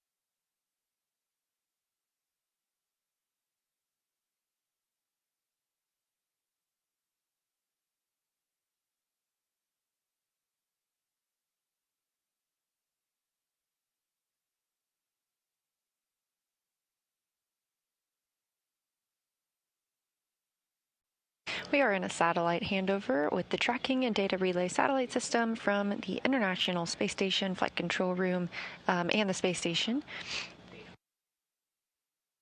We expect to regain those communications with the space station very shortly. As we have discussed, Crew 12 arrived at the station docking at 2:15 p.m. Central Time today. Hatch opening of Dragon occurred just moments ago at 4:14 p.m. Central Time. The Dragon crew has not yet entered the International Space Station. They are continuing some procedures inside the spacecraft as they prepare to be docked for an extended period of time and complete their mission on the space station. Once the crew floats through the hatch, they will be joining 3 members of Expedition 74. It's NASA's Chris Williams and Roscosmos' Sergei Mikhailov and Sergei Kudzverchkov. That'll bring the total crew on the International Space Station up to 7. Following their entrance of the International Space Station, we will also have an opportunity for them to provide some welcome remarks, some thoughts on their flight, and what they're excited for now that they are on the orbiting laboratory. Obviously, you can see we've regained those communications, views, and audio from the space station and from Dragon.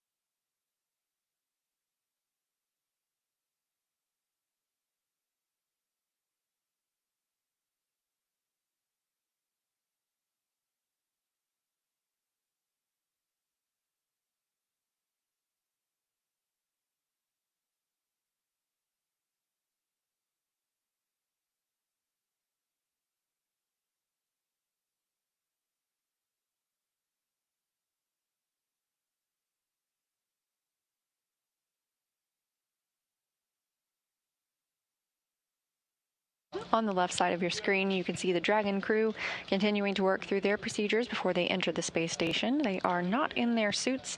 They took those off shortly after docking. This allows them time for the suits to dry out. They won't wear these again until they prepare to board Dragon and complete their journey on the space station by coming back to Earth.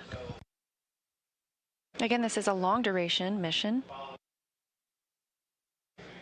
approximately 8 months long, that they'll be living and working on the orbiting laboratory.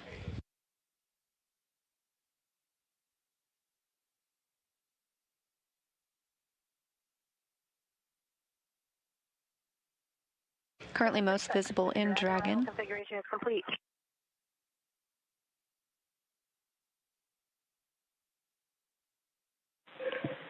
SpaceX copies. That's complete through Part C of docking procedure.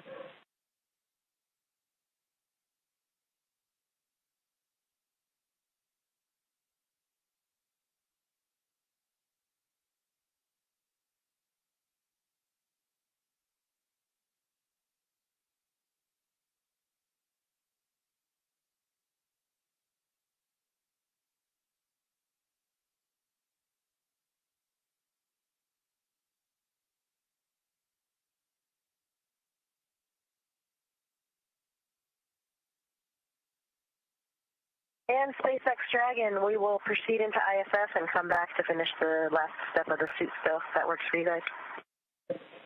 SpaceX copies. No concerns. We'll track the last step open for 4.012, and we can follow that up on that later. Stay firm. Thank you, guys. It was a wonderful ride.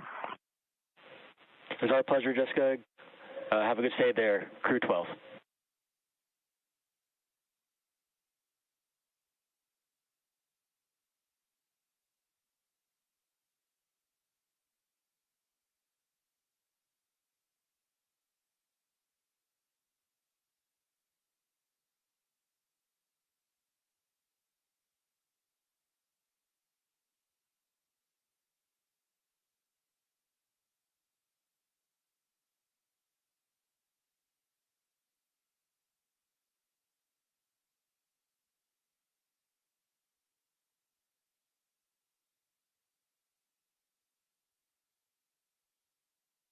We are standing by for Crew 12 to enter the International Space Station.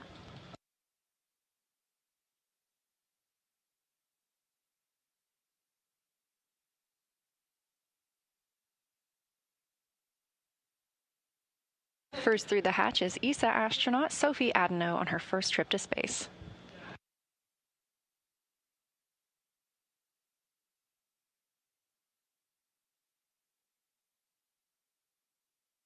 Adno is followed by another first-time flyer, NASA astronaut Jack Hathaway.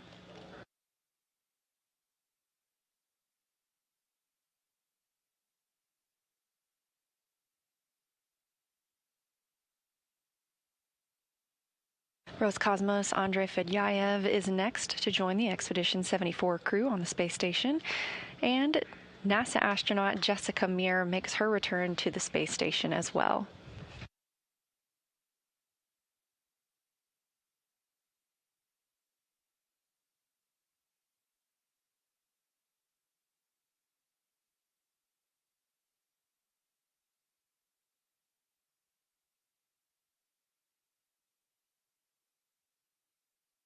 We have lots of hugs in microgravity as the International Space Station is back up to 7 crew members.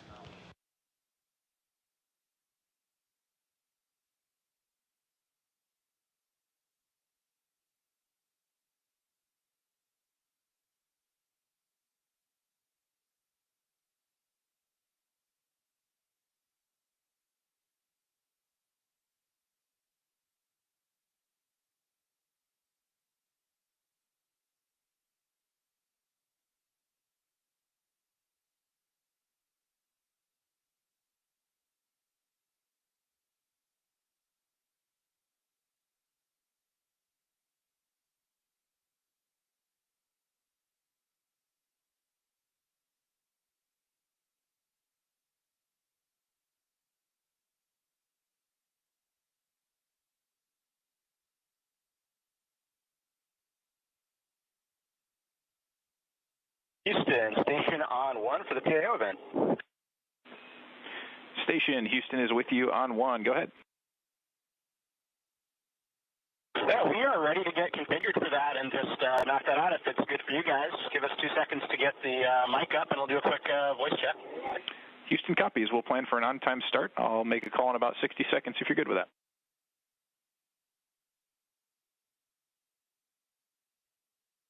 And works for us. Cool. Just for your awareness, I'll be coming up on Space Ground 2.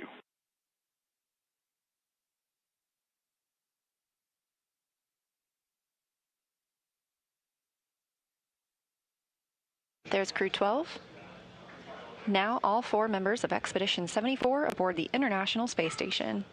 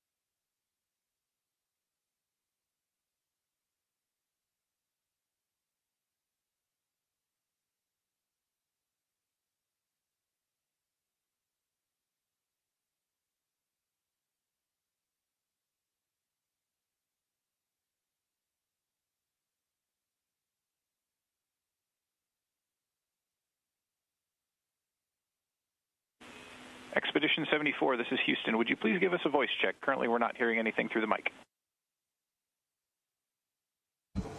Check 111.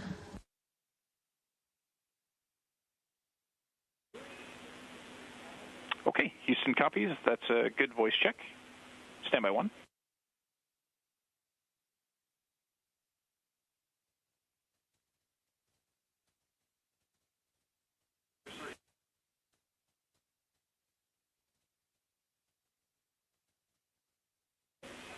Station, this is Houston. Are you ready for the event?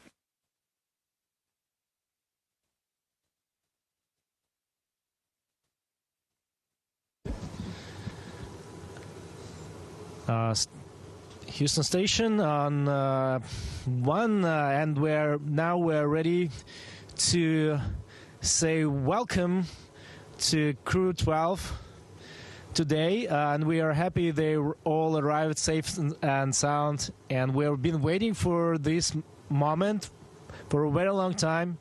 So we're really happy and proud to work as a team here. So let me pass the mic to Jessica. Thank you so much. It is so wonderful to be back up here for me and Andre, but really we're so excited for Jack and for Sophie for their first trip here to the International Space Station. I think you look around the crew up here and it's really a testament to everything that we do. We have so many countries represented, so many backgrounds, so many disciplines, and we are so excited to be here and to get to work with Expedition 74. Sending big hugs and love to Svea and all my family and friends. We did it. We're here. We love you. Over to Jack. Thanks, Jessica. I don't even know how to describe what it's like to be up here. You just float in, and it's just such a cool experience. It's been a great trip with my great Crew 12 friends. I'm so excited to join Expedition 74, see my classmate again. Yeah, I'm really excited. I'm going to pass over to Sophie. Thank you, Jack. Yeah, well, I would say that was quite a ride, but very fun. It was also great to have the help of Jessica and Andre, two experienced. They are very generous in sharing all of the advice for us, so very grateful for them. The first time we looked at the Earth was, wow, mind-blowing. The Earth is so beautiful from up there. And literally, we see no lines, no borders. And it was, yeah, a very big moment for us, Jack and me, to see that for the first time. So we're happy to share it with you in the future events. Over to Andre. Я скажу по-русски. Всем большой-большой привет. Очень рад, на самом деле, быть здесь опять, чувствовать этот ни с чем запах, запах МКС, который ни с чем невозможно перепутать. Большое спасибо команде SpaceX. Большое спасибо всем тем, кто провожал наш экипаж в Хьюстоне, потом в центре Кеннеди. Отдельное спасибо всем тем, кто занимался моей семьей и именно провожал меня. Family support, Kelly, thank you so much. I know this very hard job for you, but you do it very well and excellent. So thank you so much for my mom, for my wife, for my kids. Сергей Прокопьев, тебе тоже большое огромное спасибо отдельное за мою маму, да, за то, что ты с ней очень много времени провел. Большое спасибо, искренне тебе. И также ребята, кто меня провожал, тоже вам большой привет. Саша, Татьяна. Увидимся через какое-то время. Ну а команда, та большая команда, которая занимается, работает с Международной космической станцией, все те люди, которые обеспечивают ее работу, помогают нам выполнять здесь различные задачи. Вам большой привет. Ну, будем работать. У нас впереди целых 2 экспедиции получается. Who is next? Have some words? Thank you to all the teams all around the world. We are so excited to be here. And let's get rolling with Expedition 74. Thank you to all participants in Expedition 74. We are now resuming operational audio communications. Enjoy it. But not too fast. Don't rush. Don't rush. I wanted to see if I still had it. Yeah. I'm That's back good. for my first go back. Yeah. You know, I had.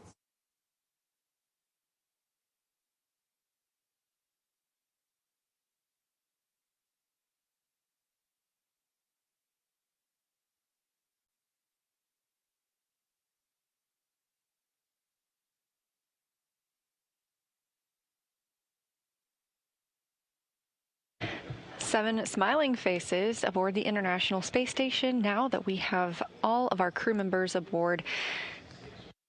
Again, some really happy words from our newest members, that is Crew 12, that arrived at the space station at 2:15 p.m. Central Time. Hatches between Dragon and the space station opening at 4:14 p.m. Central Time.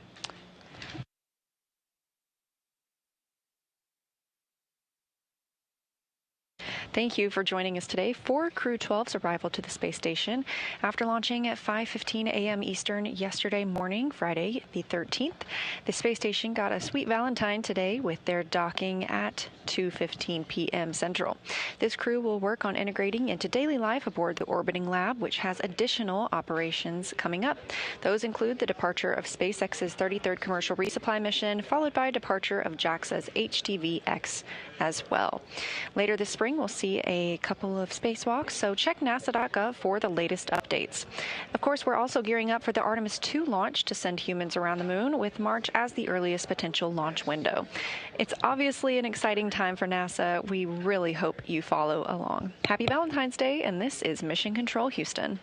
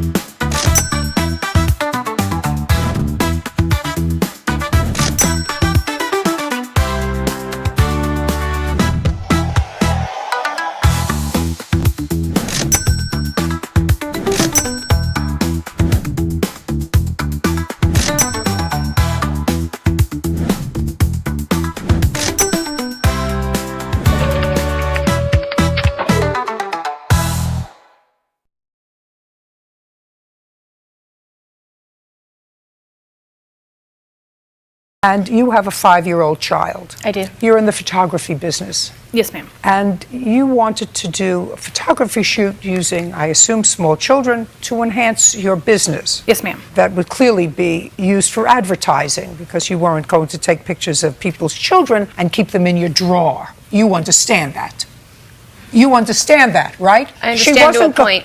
And in exchange for that, what she offered was she would give you 5 pictures? Yes, ma'am. So she far, never was specific on how many you got. Okay. And she so never, how many did she give you? She never gave me any. She posted them to Facebook and her business page without my permission and without me even seeing them. You never received the photographs that you had agreed to take. Correct. In exchange for using your 5-year-old for a photo shoot for her business. That's what the deal was. You may want to spin it any other way you want, but she wasn't doing it as a favor to you to take a picture of your kid.